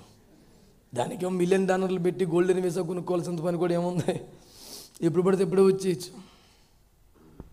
కానీ నేను రహస్యంగా చొరబడే వ్యక్తిని కాదు, సైలెంట్గా వచ్చి పని చేసుకెళ్ళే రకం కాదు. బాహాటంగా అందరికీ చెప్పి, అందరిని పిలిచి, అందరినీ ఆహ్వానించి, అందరి సమక్షంలోనే దేవుని మాటను ప్రకటించి వెళ్ళాలి. సైలెంట్గా వచ్చి ఓ బ్యాచ్ని కూడగట్టి ఓ 10 మందిని పోగేసి జాగ్రత్తగా కొంపట పెట్టి ఆ వ్యవహారం లేదు. పెద్ద విశేషమేం కాదు, 5 నిమిషాల పని. పోనీ మీ దాకెందుకు 3,500 మంది పాస్టర్లు నా కోసం ఒక SMS పెడితే పరిగెత్తి వచ్చే బ్యాచేగా. నన్ను తలకో $100 వేసి ఇవ్వమంటారు. దుబాయ్ వెళ్ళాలంటే అరగంటలో వస్తే ఒక 3-4 లక్షలు, పెద్ద పని. చిచ్చి, పోనీ నా దగ్గర బాప్తిసం పొందిన బిడ్డలు ఏ దేశంలో లేరు? మీ దేశంలో లేరా? కువైట్లో లేరా? మస్కట్లో లేరు? ఎక్కడ లేరు? నాకు టికెట్ తీయమంటే ఎవడు తీయడు? మన పని అది కాదు. నోరు తెరిచి అడిగితే ఒక్కటే, మోకాళ్ళై ప్రార్థన చేయి. ఓరు బాబు, మనతో కలిసి ప్రార్థన చేస్తా కానీ పరలోకం వదిలి ఆయన గెత్సేమన్లో మోకరిస్తే నువ్వు ఏం వదలలేకపోతున్నావు బాబు? పెద్ద అడవుడు చేస్తున్నావు, ఎంత నుంచి అడుగుతున్నావు అండి. ఏముంది, ఏం వదలలేకపోతున్నావు? దేనికోసం? మతమా, సిద్ధాంతమా, సంఘమా, డినామినేషనా, లేదా ఇంకేమన్నా డబ్బా? నీకు విషయం అర్థమవక ఆయన ఏంటండి వీళ్ళ దగ్గరికి వచ్చి నాతో కలిసి ప్రార్థన చేయండి. ఆయనకి ఏం అవసరం అండి? వీళ్ళు కాకపోతే సరైన బ్యాచ్ నాకు పరలోకం ఉంది అనుకోవచ్చు కదా. ఉపవాసాలు ఉన్నప్పుడు దేవదూతలు వచ్చి పరిచయం చేశారుగా, వాళ్ళని ఏకేసుకుంటే చాలదా?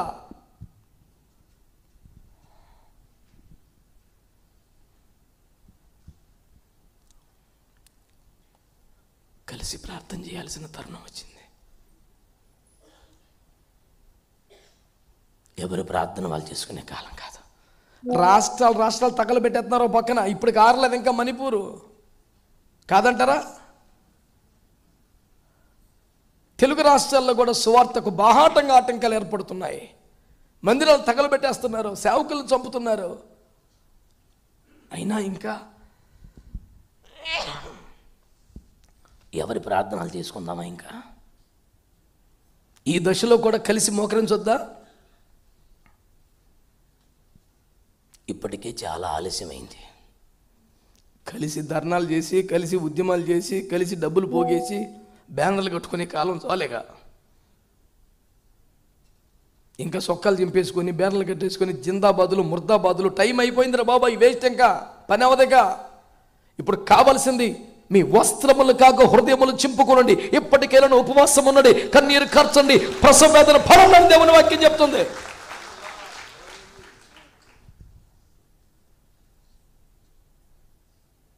ఇంకెంతకాలం అండి? దేనికోసం ఇంకా వెయిట్ చేయాలి?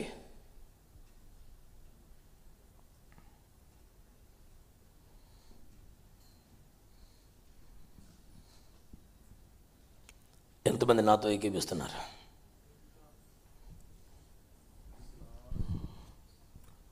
ఈ అరకొరగా కాకుండా సంపూర్ణంగా, పటిష్టంగా, సమగ్రంగా. దైవజనుడా, నాలాంటి క్రైస్తవులతో, నాలాంటి సహోదరులతో, నాలాంటి సేవకులతో కలిసి ప్రార్థన చేయాల్సిన ఘడియ వచ్చింది అని నేను ఏకీభవిస్తున్నాను. ఇది కలిసి ప్రార్థన చేయవలసిన కాలమే, ఇందులో సందేహం లేదు, రెండో థాట్ లేదు అని ఏకీభించే వాళ్ళు ఉంటే చేయెత్తి గట్టిగా ఆమేన్ అనండి.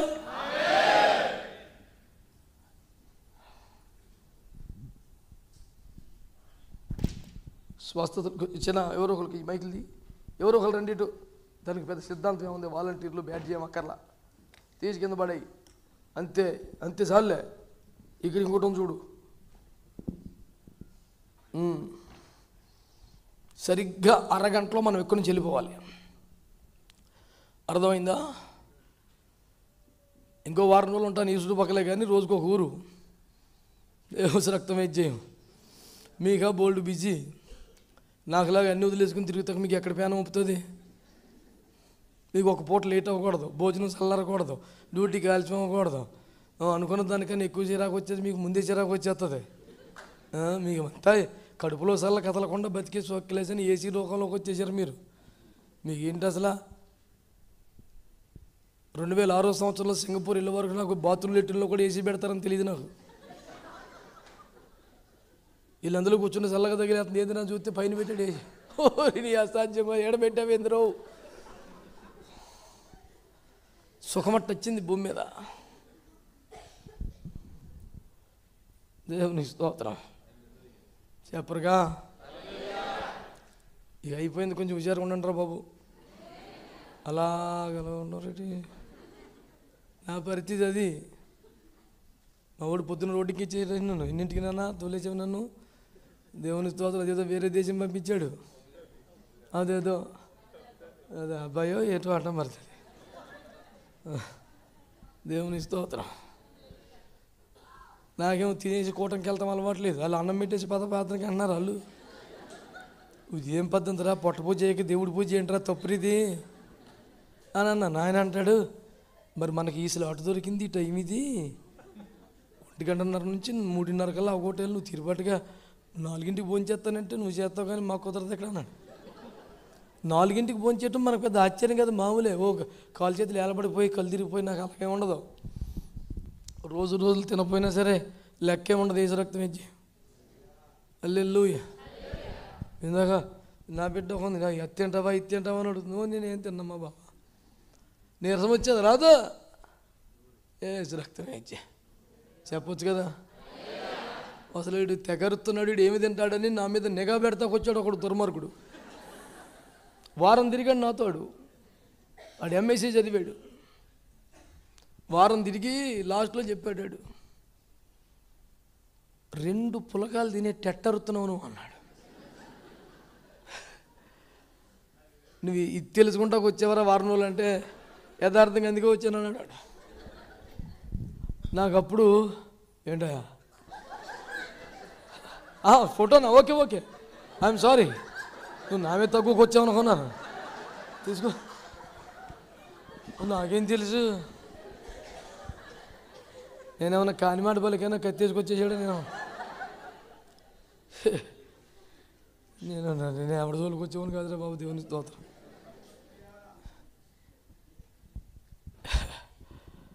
అందరికీ వందనాలండి.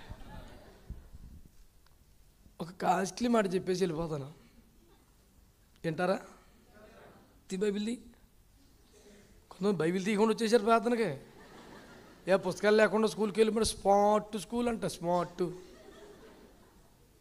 People are becoming mad calling them smart, which is absolutely nonsense. I can explain you everything, you know. Without pen and paper coming school is smart school. Smart అంటే తెలివేగా కాదా? మరే అటు చూస్తారు, నాకు బుద్ధిగా రాదనుకున్నారండి ఇంగ్లీషు. మాసిపోయారు. ఏసు రక్తం ఏం చేయం, అలాగేం దొరికిపోయారు. ఏడు బాబా స్తోత్రం, పర్లేదా? మా ఊడు 5-6 భాషలు మాట్లాడతాడు. ఇట్లా ఒకసారి అల్లెలు ఈ చెన్నింటోడే కాదు, ప్రధానమంత్రి వాజ్పేయి గారు ఉన్నప్పుడు భారతదేశంలో number 1 MBA gold medal Vajpayee చేతుల మీద అవార్డు తీసుకున్న మనిషి. వాజ్పేయి కాలానికే నేవీలో ఒక టాప్ ఆఫీసర్ ఈయన. ఇప్పుడు కంటిన్యూ అయ్యి ఉంటే ఈయన జీతం ఈ చిన్నబాబు జీతం కన్నా పెద్దగా ఉండేది. పెద్దోడు చిన్నోడు కదా నాన్న. ప్రభు పిలిస్తే అట్టనే సైన్ చేసి వచ్చాడు. పోనీ అర్థంగా ఉందా? ఆవిడ చిన్న మనిషి కాదు, నర్సింగ్ స్కూల్కి సూపరింటెండెంట్ రేంజ్కి వచ్చింది, రిజైన్ చేసి వచ్చేసింది సేవకి. ఏంటో ఉన్నారు ఇప్పుడు ఈ చిన్నోడు. నువ్వు ఇట్లా ఇప్పుడు ఈయన చాలా చిన్నగా కనపడుతున్నాడు, కానీ ఈ మనుషుడు చూడు అసలు నా దగ్గర ఎంత జాగ్రత్తగా వస్తున్నాడు. తర్వాత మాడతాను మిగతా విషయాలు. ఇతడు ఏకంగా 2 ఖండాలకి అధికారి. ఓసోస్ అన్నావు కాదు, ఓసోస్ కాదు, ఈసూజు. 2 ఖండాలకి జీతం ఎంతో చెప్తే మీరు అందరూ తలకు రూపాయి అడుగుతూ అనిపిస్తుంది. అంత జీతం చెప్పనులే, కంగారు పడుకో. ముందే జీతం చెప్పేస్తాను అనుకుని కంగారు పడతాను, చెప్పను. నేను ఎందుకు వీళ్ళిద్దరు అన్నదమ్ములు ఎందుకు తీసుకొచ్చానంటే, ఇవి ఏదో ఖాళీగుండి రోడ్డెక్కిన బ్యాచ్ పనులు కాదు. దేశంలో టాప్ మెరికల్ తీస్తే ఆ టాప్ మెరికల్లో వీళ్ళిద్దరు ఉన్నారు. దాన్ని తృణప్రాయంగా ఎంచుకొని దానికంటే దైవజనులతో కలిసి ప్రార్థన చేస్తే మంచిదని అర్థమయ్యి నాకన్నా 2 రోజులు ముందు వచ్చేసాడు. కొన్ని కోటలు పోగేసి జాగ్రత్తగా లాక్కుంటా కాదు, IFJకి 10 మందిని ఆహ్వానించడానికి దర్శనం వాళ్ళకి ఎక్స్ప్లెయిన్ చేయడం కోసమని 4 రోజుల ముందు వచ్చి అర్ధరాత్రులు 2 దాకా 3 దాకా వెళ్ళంటే తిరుగుతున్నారు. మీకు ఇది అంత ఎందుకు చెప్తున్నానంటే, ఇప్పుడు వచ్చాడు ఇంకో పిల్లడుదా, he's a medical doctor, is son of a pastor, is working medical doctor, mister Rufus. వీళ్ళందరూ ఈయన కూడా రిజైన్ చేశాడు. నాతో ఉన్నవాళ్ళు ఏమన్నా కూడా పెద్దగా ప్రశాంతంగా ఉద్యోగం చేయనివ్వలే. ఇది చూసి ఉద్యోగస్తులకి నా దగ్గర రారు, దేవుని స్తోత్రం. పర్లేదు నేనే వస్తానులే. ఎందుకు చెబుతున్నాను మీకంటే, వీళ్ళంతా లక్షల రూపాయలు అటు పారేసిన వాళ్ళండి. నేను ఒక మాట చెప్పనా, రోడ్డు పక్కన కూర్చొని కూడా అడుక్కుంటున్నాడు, భిక్షాందేకి మాత. ఒకడు 10 రూపాయలు వేసాడు, అయ్యి బాబాయ్. ఒకడు 100 వేసాడు, ఒకటి రకంగా 1,00,000 వేసాడు. 1,00,000 పుచ్చుకున్నాడు టాపా, 1,00,000 ఇచ్చినోడు టాపా? సింపుల్ కదా. ఎప్పుడైనా పోగేసుకున్నవాడి దగ్గర మ్యాటర్ ఉండదు, వదులుకున్నవాడే కింగ్. యేసు ప్రభు దేవుడు ప్రపంచాల్లో, ఎందుకని? వదులుకున్నాడు కాబట్టి. మోసే మహానాయకుడు ఎందుకని? వదులుకున్నాడు కాబట్టి. పౌలు బేభత్సం వదులుకున్నాడు కాబట్టి. మరి ఎవడో గెహాజీ, బిలాము, సైతన్యుడు, అననీయ, ఇస్కరియోతు, ఇలా పని మళ్ళీ ఎవడో మీ కొడుకు పుడితే ఇస్కరియో అని పేరు పెట్టుకుంటారు మీరు. ఎందుకని?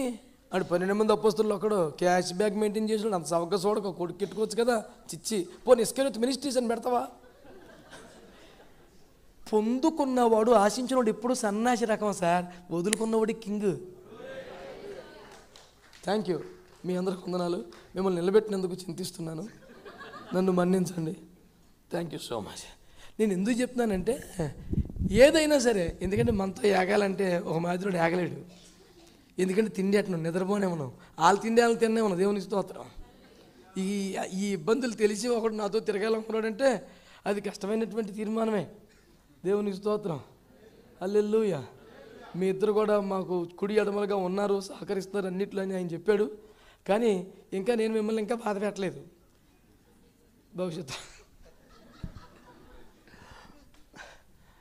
స్తోత్రం చెప్పండి. హల్లెలూయా. బైబిల్ తెచ్చారంట పాతనగా. ఈ బిడ్డ తెలివైంది, ఎక్కడో బైబిల్ లాగేసింది ఇప్పుడు. వెరీ గుడ్ బిడ్డ, God bless you. You are smart kid, very good. The book of Ezekiel chapter 38, I want you all to read the 7th verse. Ezekiel 38:7 ఒక్క వచనం చదివేసి వెళ్ళిపోదాం, అయిపోయింది కోట, మీకు ఏమి లేదు. నేను రెడీయే. ఇప్పుడు వచ్చి నాకు చెప్తూ సిద్ధంగా ఉంటామనంటే నేను ఇప్పుడు నుంచి ప్రిపేర్ అయిపోయాను.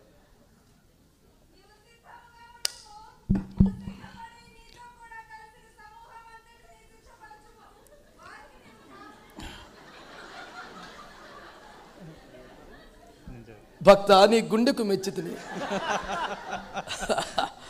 మనందరం కలిసి దేవునికి ఒక స్తోత్రం చెబుదాం. హల్లెలూయా. చెప్పాలందరూ గట్టిగా హల్లెలూయా. నా వైపు చూస్తా వినండి, ఇక్కడ చదివేశారు కదా, చూడాల్సిందేం లేదు.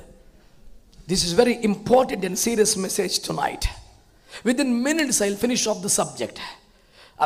Actually it is a topic to deal at least 1.5 to 2 hours. But it is a meeting need to be introduced about IFJ and its movement. That is the reason I have taken much time for that. But still, I am a responsible man of God to teach the word, to equip people for his return. Amen. దేవునికి మహిమ కలుగును గాక. నా వైపు చూస్తూ వినండి. ఎహెజ్కేలు అనే దైవజనుడితో దేవుడు మాట్లాడుతూ, నరపుత్రుడా, నీవు సిద్ధముగా ఉండుము, నీతో కలిసిన సమూహమును. Come on, you people can tell that. నీతో కలిసిన సమూహమును సిద్ధపరచుము. ఆ పదం నేను మర్చిపోయి ఆగల, మీరు చెప్పాలని. ఉత్తర ప్రత్యుత్తరం అనండి, గాన ప్రతిగానం అనండి, దాని పేరే క్రైస్తవ్యం. ఓ ఏకపక్షం కొట్టుకుపోతాం కాదు బండి. మొక్క నాకు గుర్తులేక ఆగారెట్టి మీరు చెప్పొద్దా? అలా చూస్తే అవ్వదు, కోటం మాట్లాడాలి. నీ దగ్గర డబ్బులు తీసుకుని కొట్టేసిన నమ్మకం చూస్తున్నాం ఎందుకలా? దేవుని స్తోత్రం చెప్పా. హల్లెలూయా. తమ్ముడు కొంచెం సీరియస్గా ఉన్నాడేటి. దేవునికి స్తోత్రం. నీవు సిద్ధముగా ఉండము, నీతో కలిసిన సమూహమును సిద్ధపరచుము. ఇక్కడ మీరందరూ నోట్ చేసుకోవాల్సిన ఇంపార్టెంట్ పాయింట్. ఈ మాట దేవుడు ఒక దైవజనుడితో చెప్పాడు కదా. మాట్లాడండి, నేను అడిగేది అది ఒకటే, రెస్పాండ్ అవ్వండి కదా.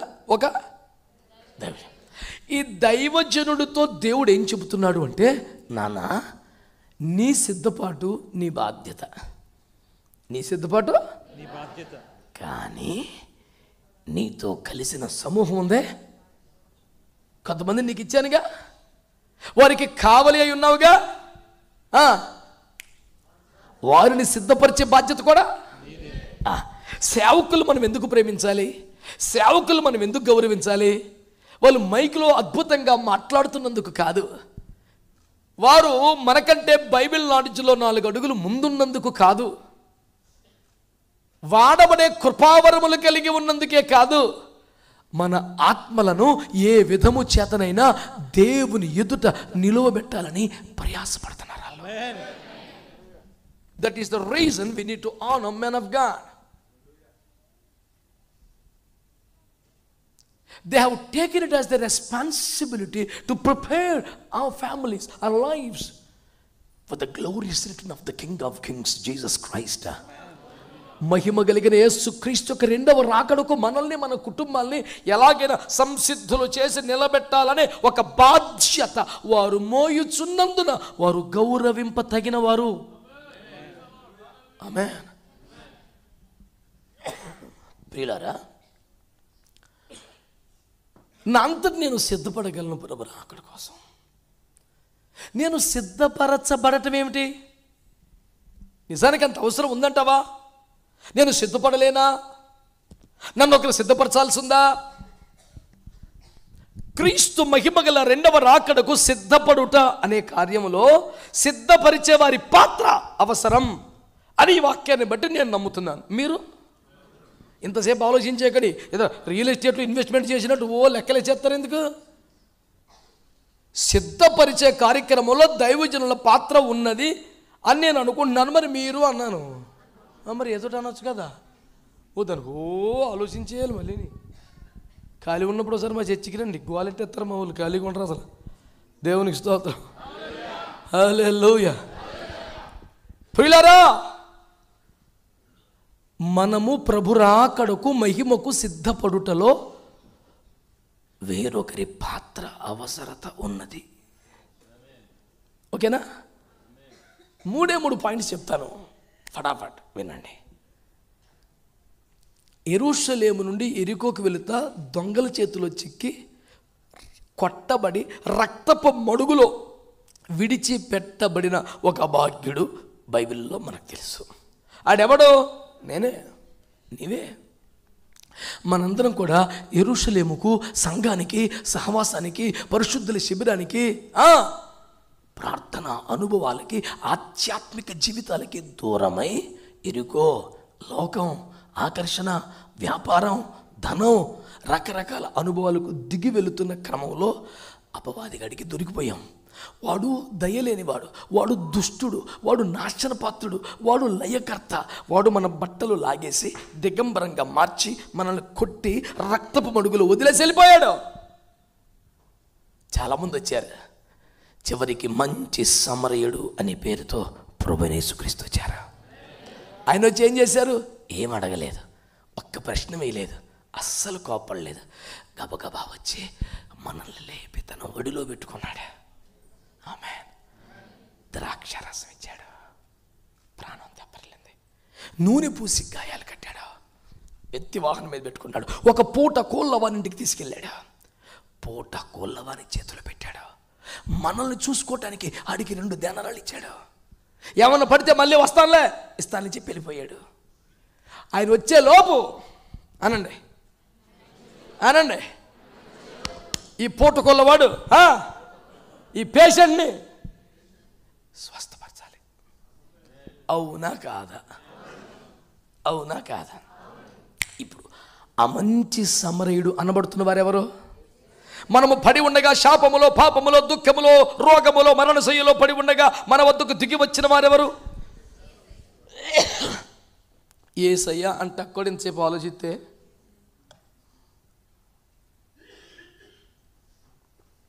కూటమయ్యకనే ఏర్పాట్లు ఉన్నాయంటావా? అది దేవుని స్తోత్రం. వినండి వినండి వినండి, మనము పడి ఉన్న చోటికి దిగి వచ్చిన వారెవరు? బాబా ఆ మాట అన్న చెప్పండి బాబా. ద్రాక్షారసం అనగా బైబిల్ ప్రకారం పరిశుద్ధ రక్తం. చెప్పండి చెప్పండి. అంటే మన కొరకు పరిశుద్ధ రక్తాన్ని ఇచ్చింది ఎవరు?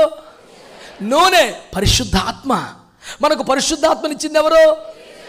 మనల్ని ఎత్తుకొని ఒక పూట కోళ్ళ వాని ఇంటికి చేర్చింది ఎవరు? పూట కోళ్ళ వాని ఇల్లు అనగా సంఘం, మందిరం. పూట కోళ్ళ వాడు అనగా సంఘ కాపరి. ఆమేన్ ఆమేన్. రక్తపు మడుగులో, మరణపు శైలో మనం పడి ఉండగా మన కొరకు దిగి వచ్చిన యేసయ్య ద్రాక్షారసం అనే నూనె ఇచ్చి, ద్రాక్షారసం అనే రక్తం ఇచ్చి, నూనె అనే పరిశుద్ధాత్మనిచ్చి పూటకొల్లవాడు అనే పాస్టర్ గారి చేతిలో పూటకొల్లవని ఇల్లు అనే సంఘంలో మందిరంలో మనం చేర్చాడు. చేర్చి వీడిని బాగా చూసుకో అని రండిచ్చాడు. పాత నిబంధన, కొత్త నిబంధన, వీటితో పరామర్శ చేయి అని బాగు చేయి. ఏ గాయానికి ఇదే మందు, యేసు రక్తమే. పరామర్శ చేయి, చాలదు. నాకు తెలుసు, ఒట్టి వాక్యం చెప్తే చాలదు నాన్న. నువ్వు ప్రేమించాలి, నువ్వు జాలిపడాలి, నువ్వు దర్శించాలి, నువ్వు పరిచయం చేయాలి, నువ్వు కన్నీరు కార్చాలి, నువ్వు చాలా సహించాలి, చాలా మోయాలి. ఇదంతా ఖర్చు అవుతుందో నాకు తెలుసు, నేను వచ్చినప్పుడు ఇస్తాలే అని వెళ్ళిపోయాడు. ఆడికి ఇగో 2 రూపాయలు ఇందా, నీకో రూపాయి ఇవ్వలా, పాస్టర్కే ఇవ్వలా. అడిగి పెట్టి అదే నువ్వు తిని జాగ్రత్తగా అట్టట్ట బతుకు, నేను మళ్ళీ వస్తానుగా అప్పుడు ఇస్తాను. ఈడు తిట్టినా, ఈడికి అసురుకున్నా, ఈడి చికాకుపడ్డా, ఈడు చాలా యాసాలు వేసిన బాగా తట్టుకోలేక రసి పిండుతుంటే ఆహా అంటాడా, కడుపుని పెట్టి ఎడతాడు. అన్నీ భరించి ఓర్చుకొని అవన్నీ క్లీన్ చేసి అన్ని బతికించాను. ఎందుకని ఆయన అప్పగించాడు. 2 సత్తే తోలు తీసేస్తాడు. 3 బ్రతికిస్తే జీతం ఇస్తాడు. అందుకనే జీతం లేకపోయినా బచ్చం లేకపోయినా తిప్పలు పడి ఇక్కడ చేస్తాం. తెంగరోళమై కాదు, 10 రూపాయలు తెచ్చుకోవడానికి కెపాసిటీ లేదేంటి? ఏలు ముద్రోడు తెచ్చేసుకుంటున్నాడు 50,000 నెలకి. ఇన్ని దేశాలు తిరిగి ఏమీ తెచ్చుకోలేమేంటి? చేతకేం కాదు, తెంగరతనం కాదు, మెల్లి ఓపిక పడి ఎట్టకట్టి గెంటుకు వచ్చేస్తే ఎత్తాడు కదా యేసు రక్తం వేసి. మోషే అన్నింటినీ వద్దన్నాడు. ఎందుకంటే ఏలయనగా ప్రతిఫలముగా కలగబో బహుమానముతో దృష్టి నిలిపెను. కొట్టొచ్చుగా గట్టిగా, అరిగిపోతారా? మోషాలంటే దైవజనులు కూడా కొట్టపోతే ఎందుకు చేతులు? ప్రైజ్లో సపట్లకి పొదుపండి పోనని మరీ పొదుపా డబ్బులు పెట్టి 10,000 రూపాయలు షేర్ కొనేస్తారు పోలేమని. మెడ తిరగపోయినా బంగారం కొని అప్పుడు పొదుపు ఉండదు. ఈ కష్టార్జితం ఎవరికోసం అండి? కార్డు అల్లెల్లుయ్యా, నీ గోపి లేకపోతే రావద్దులే, కార్డు అల్లెల్లుయ్యా. అక్కడ పొదుపు ఉండదు. యాక్చువల్గా ఒక్క చీరే కొందాం అనుకుని చాలా బాగుందండి, అల్లెల్లుయ్యా. మీరంతా ఫీల్ అవ్వకండి, మీకు కూడా షర్ట్ కొన్నానులే బాబు. ఇప్పుడు ఈ చీరకి ఆ చీరకి సొక్కకు కూడా కార్డు పడదే. మళ్ళీ ఆడికి ఉపకారం చేసినట్టుగా నీకు కూడా సొక్క కొన్నానులే, ఫీల్ అవ్వకండి. అవునా, thank you oh my honey. ఈడంతా మైకుడు ఇలాగా గడిచిపోతుంది. ఇక మీరైనా బాగండి అబ్బాయి, మీకు చెప్తున్నాను జాగ్రత్త. మీకు అదిలే ఉండు. నీకు ఏంటనుకుంటున్నావు? మనం మట్టి వాళ్ళు గట్టి. తెలుసా నీకు సబ్జెక్టు? నేల మంటితో నరుని నిర్మించను, ఎముకతో. అవన్నీ తెలుసుకో సబ్జెక్టు. నేను పవర్ఫుల్, నువ్వంతా శ్రీ బలహీన ఘటము. అందుచేత ప్రియులారా, ఓ రానా అసలు గొడవ నీకు తెలుస్తుంది. ఇది మట్టి గట్టి. నువ్వు మట్టి గట్టిగా 2 కన్నీరు సుక్కలు కాలిస్తే కరిగిపోద్ది మట్టి, ఏముండదు. మళ్ళీ ఆడగా ఏం కావాలి చెప్పు, ఏమొద్దులే, కోడిచ్చి.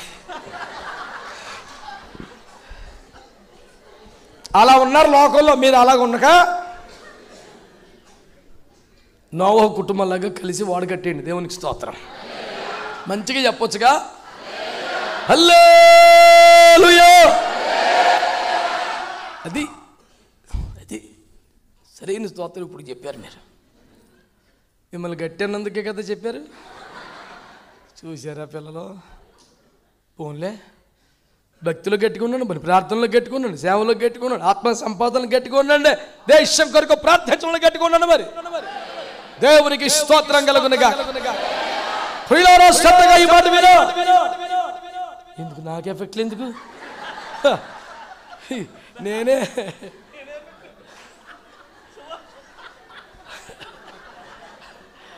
తమ్ముడా ఈ ఇబ్బంది పడతారని. Thank you. హల్లెలూయా.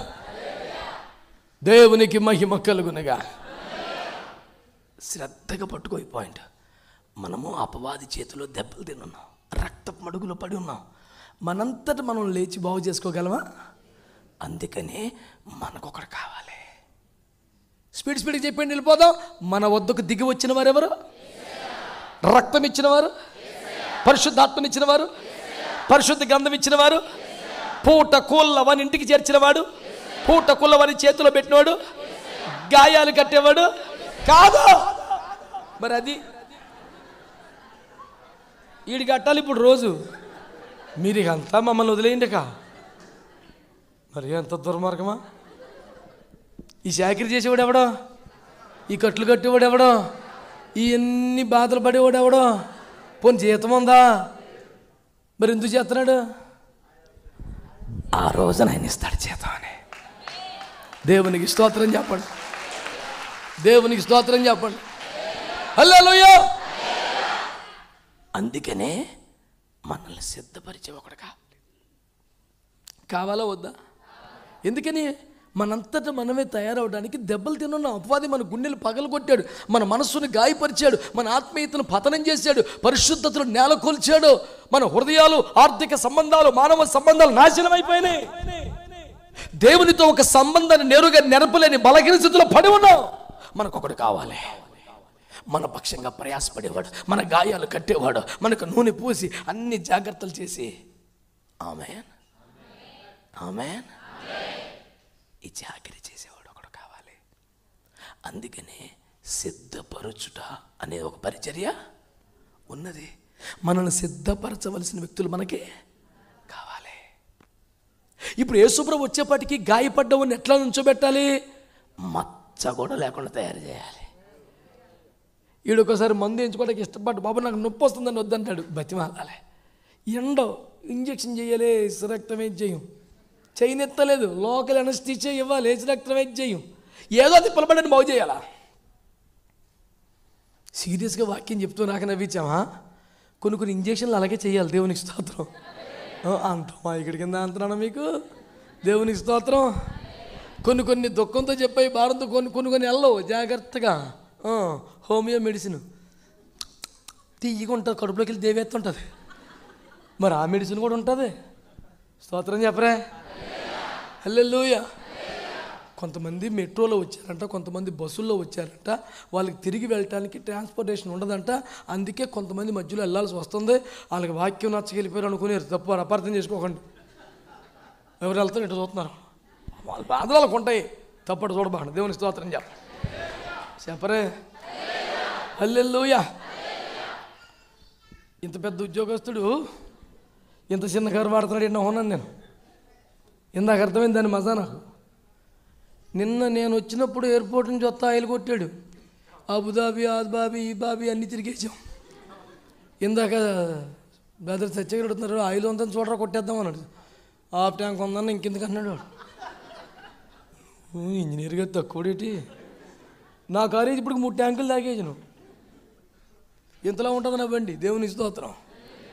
అది నాకే చిన్న కారు ఎలా కూర్చోబెట్టాడు ఎట్లా అని అనుకున్నాను. ఎంత తిరిగినా ఖర్చు అవుతలేదు. చదువుకున్నాడు తెలివితేటలు అలాగే ఉంటాయి. దేవుని స్తోత్రం. నేను కొంచెం దర్జాగా సోఫాలో కూర్చున్నట్టు ఉండాలని సరే ఎందుకు అన్నాను. అటు వెళ్ళేపాటికి తే అంటుంది. అది 22 సంవత్సరాలు పెళ్ళి, నా భార్య రూపాయి అడగలేదు. ఇది అడగకుండా ఒకరోజు ఉండదు. ఏది చచ్చిపోతున్నామండి బాబు. ఏ కూటంకి వెళ్ళి ఎవడు సందా ఇచ్చినా ట్యాంక్ నిండితే చాలు బాబయ్యా. నువ్వు మంచి బండి కొనుక్కున్నావా? స్తోత్రం చెప్పండి. చెప్పరే. పెద్దలుడు అలాగే వాయిలు మైలు తెచ్చే బండే కొన్నాడు అతనండి. మనకు అలాగ ఉండదు. కూర్చుంటే సోఫాలో కూర్చున్నట్టు ఉండాలా, ఏ క్లాస్కి వెళ్ళిపోవాలా. స్తోత్రం.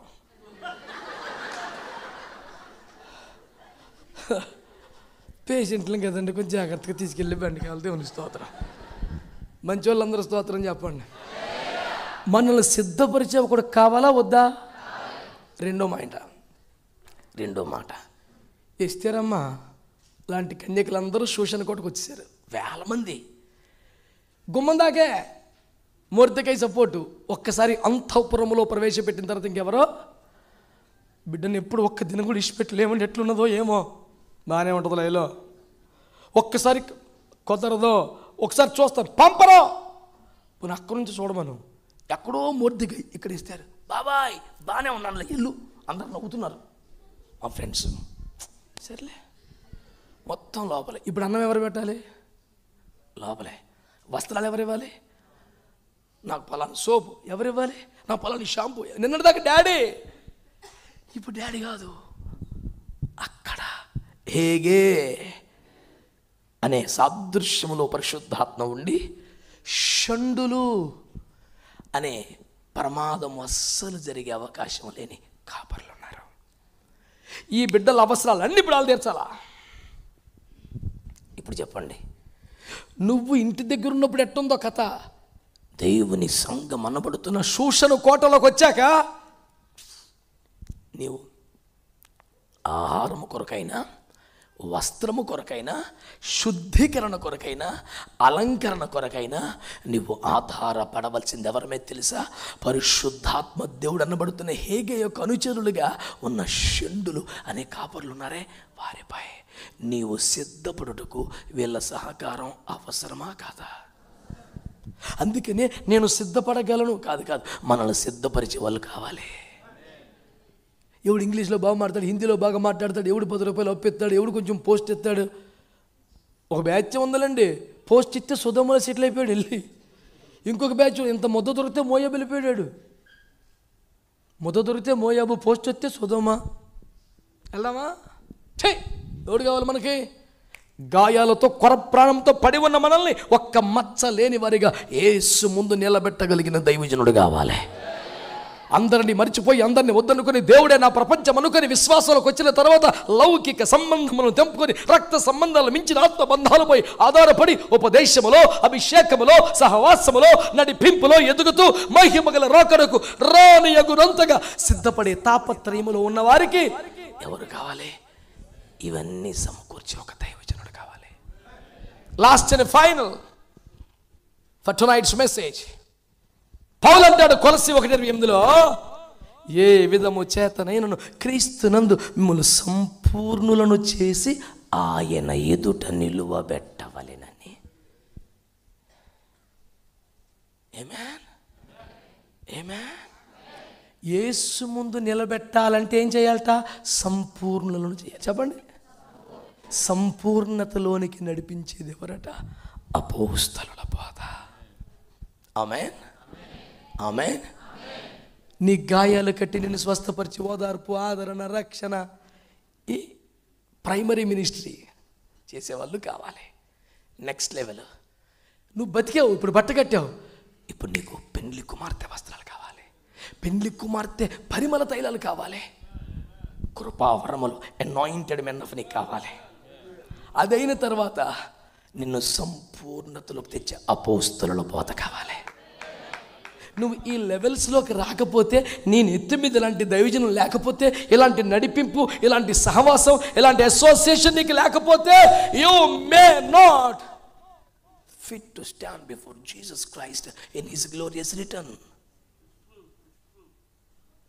ఈ అరేంజ్మెంట్ అంతా నీకు లేకపోతే నువ్వు యేసు ముందు పెండ్లి కుమార్తె శోభ కలిగిన ఆ దివ్య నగర ఎట్టవుతావు? దగ దగ మెరీస్ ఎట్ట ఊరినే కాదా, మెటీరియల్ సమకూర్చేవాడు కావాలి. ఏమే, ఒక్క గాజు, ఒక్క ఉక్కు పుడక, ఒక్క కడియం ఎత్తాకి 10 ఒంట్లు పెద్ద మనిషి అక్కడి నుంచి వచ్చారు. అంత ఈజీ కాదు ప్రిపేర్ చేయటం. దేవునికి స్తోత్రం చెప్పండి. హల్లెలూయా. నా మాట మీకు అర్థమవుతుందా? యేసయ్య రాకడ సమీపంగా ఉంది.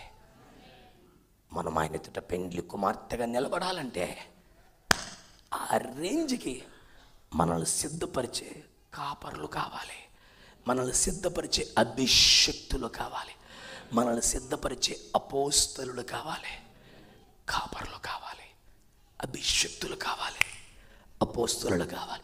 ఈ మూడంచెల వ్యవస్థ మనకు లేకపోతే, ఇలాంటి గొడుగు కింద మనం లేకపోతే, ఇలాంటి ఫెలోషిప్ మనకి లేకపోతే, ఇలాంటి అరేంజ్మెంట్ మనకి లేకపోతే, ఇలాంటి అసోసియేషన్ మనకు లేకపోతే, పెండ్లి కుమార్తెగా సిద్ధపడి యేసు ముందు నిలబడుట అంత ఈజీ కాదు.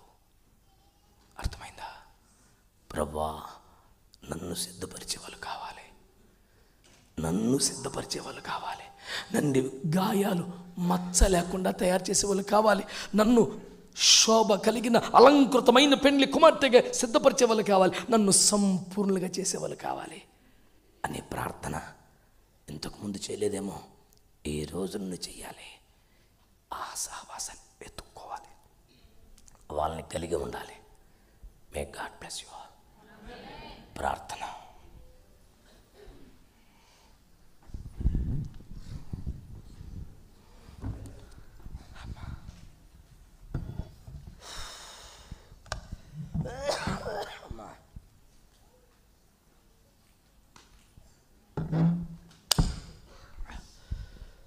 ప్రార్థన చేసుకుందాము. ఇన్ని గంటలు మనము దేవుని సన్నిధిలో ఉన్నాం. సరిగ్గా 11కు ముగించేశాను నేను, as per the schedule.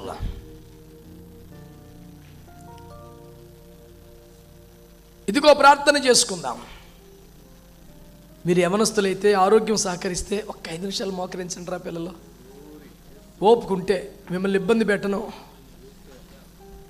I don't trouble you. Hallelujah.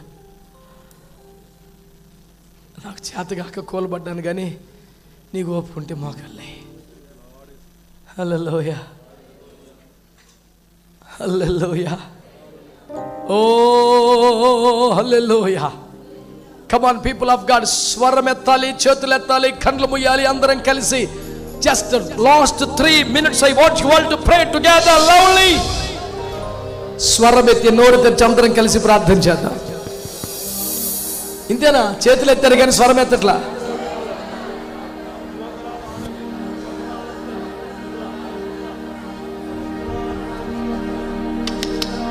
Hallelujah.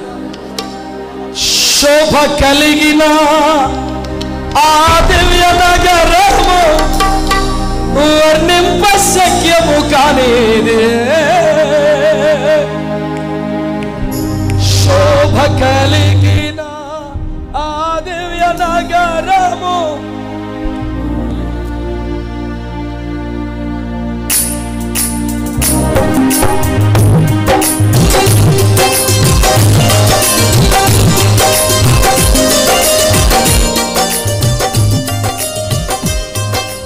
Amen. Instrumentation తాగాలి. గ్లోరీ.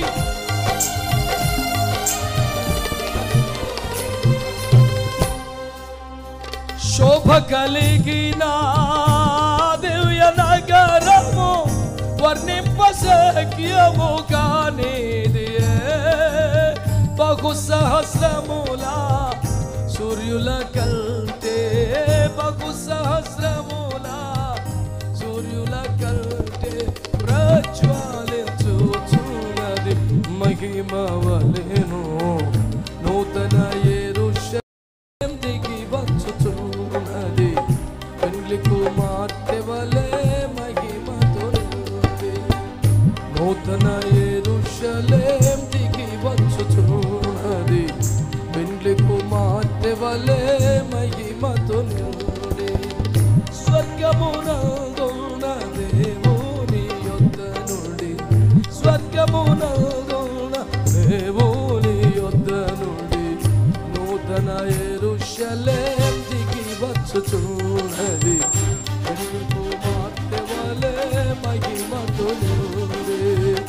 నూతన యెరూషలేము దిగి వచ్చుచున్నది, పెండ్లికు. చప్పట్లు కొట్టొచ్చుగా. జగ జగ మెరయు సూర్యకాంతము వలె జ్వలించుచున్నది నగరమందు. జగ జగ మెరయు జ్వలించుచున్న దైవ నగరమందు, నీతిమంతుల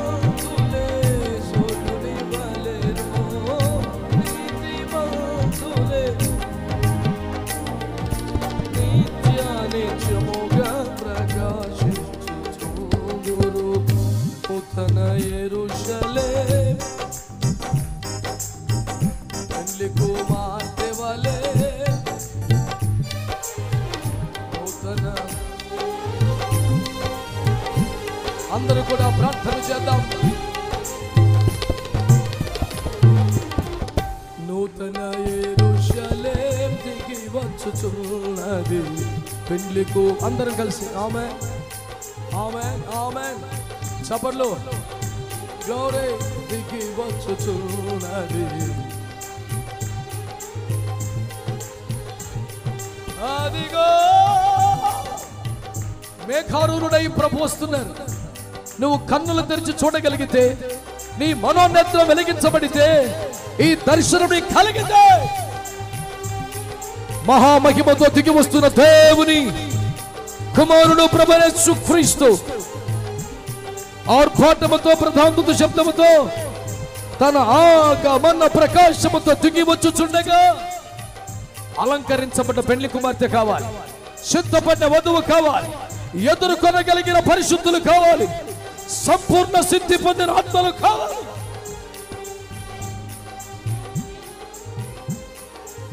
నీకున్న తెలివి, నీకున్న అనుభవం, నీకున్న జ్ఞానం యేసు ముందు నిలబడగలిగిన శక్తి నీకు ఇవ్వకపోతే, అయ్యా అయ్యా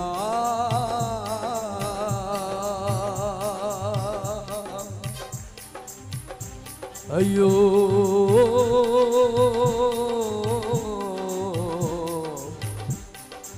అయ్యో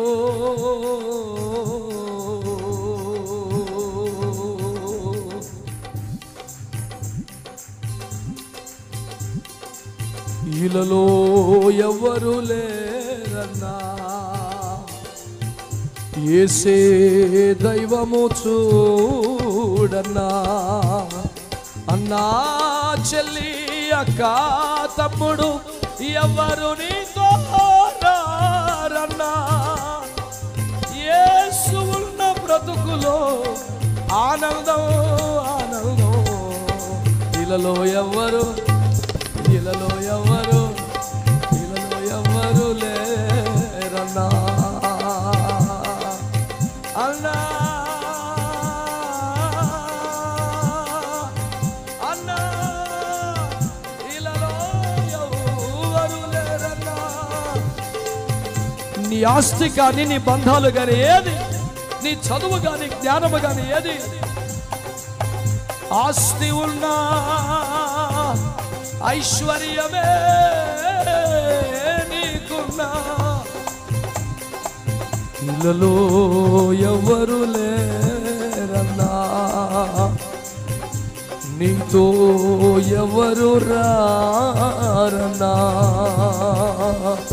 నీ కొరకు యేసు వస్తున్నాడు, మహామహిమతో వస్తున్నాడు. నిన్ను ఆకర్షించడానికి, నిన్ను తీసుకెళ్ళడానికి, నీకు సింహాసనం, నీకు కిరీటం, నీకు మహిమనివ్వడానికి. యేసయ్యా యేసయ్యా. గట్టిగా చప్పట్లు కొడుతూ ప్రభుని కనపడదాం. కొట్టు కొట్టు గట్టిగా. అయ్యా యేసయ్యా. రాజాధిరాజుతో రాత్రి లేని రాజ్యములో ప్రవేశింతునే, వేల దూతల పరివారముతో అదిగదిగో పరలోకము నుండి దిగి వచ్చే వధువు సంగము. దేవునికి మహిమ కలుగునుగాక. హల్లెలూయా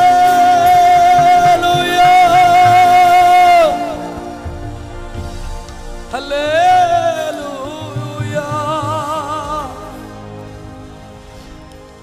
ఎంతమంది నన్ను సిద్ధపరిచేవారు నాకు కావాలని ఆశపడుతున్నారు. నా గాయాలు కట్టి నన్ను సిద్ధపరిచే ఒక సంఘ కాపరి కావాలి. నన్ను కృపావరముల చేత అలంకరించే ఆత్మాభిషక్తులు కావాలి. నన్ను సంపూర్ణతలకు తెచ్చే అపోస్తలులు కావాలి. ఈ మూడంచెల సహవాసం నాకు ఉండాలి. ఈ మూడంచెల అన్యోన్యమైనటువంటి సహవాసం నాకు ఉండాలి. ఐ నీడ్ దిస్ అసోసియేషన్గా ఎంతమంది ఈ అవసరతను గుర్తించారు ఈ రాత్రి? మీ కుడి చేతులు పైకి ఎత్తగలరా? అయ్యా మాయా తాకుమయ్యా నీ కుడి చేతితో నీ బిడ్డల చేకొనవా. పైకెత్తిన ప్రతి హస్తాన్ని నా ప్రభు పట్టుకోవాలి. మునిగిపోతున్న పేతురును పైకి లేపిన దేవుని హస్తం. రోడ్డు పక్కన పడి ఉన్న తన వడిలోకి తీసుకున్న దేవుని జాలిగల హస్తమే. కోల్పోయిన సమస్తాన్ని తిరిగి తెచ్చి కుమారుని స్థానాన్ని కట్టబెట్టిన తండ్రి ప్రేమ ఈ రాత్రి చెయ్యెత్తిన ప్రతి వారిని తాకునుగాక, వారి చేతులు పట్టుకొనుగాక, బలపరుచునుగాక. గాయములు కట్టే సంఘ కాపరులతోనూ కృపా వలముల చేత అలంకరించే ఆత్మ అభిషక్తులతోనూ అపోస్తలుల బోధతో సంపూర్ణతలను తెచ్చే అపోస్తలులతోనూ ప్రతి వారిని దీవించునుగాక. ఇంత గొప్ప కృప తన సేవకుని నోటి మాట ద్వారా స్థిరపరుస్తూ అవును ఆమెనంటున్న దేవునికి గట్టిగా చప్పట్లు కొట్టి స్తోత్రాలు తెలియజేయాలి. గట్టిగా గట్టిగా గట్టిగా say thank you Jesus, thank you Jesus, thank you Jesus. We bless you, we bless you, we bless you. Hallelujah. Shabala kathiala rabo. Hallelujah, hallelujah, hallelujah. స్తోత్రం, స్తోత్రం, స్తోత్రం. పాస్టర్ శ్యామ్ బాబు గారిని ప్రార్థన చేయవలసిందిగా ప్రేమపూర్వకంగా ఆహ్వానం తెలియజేస్తున్నాను.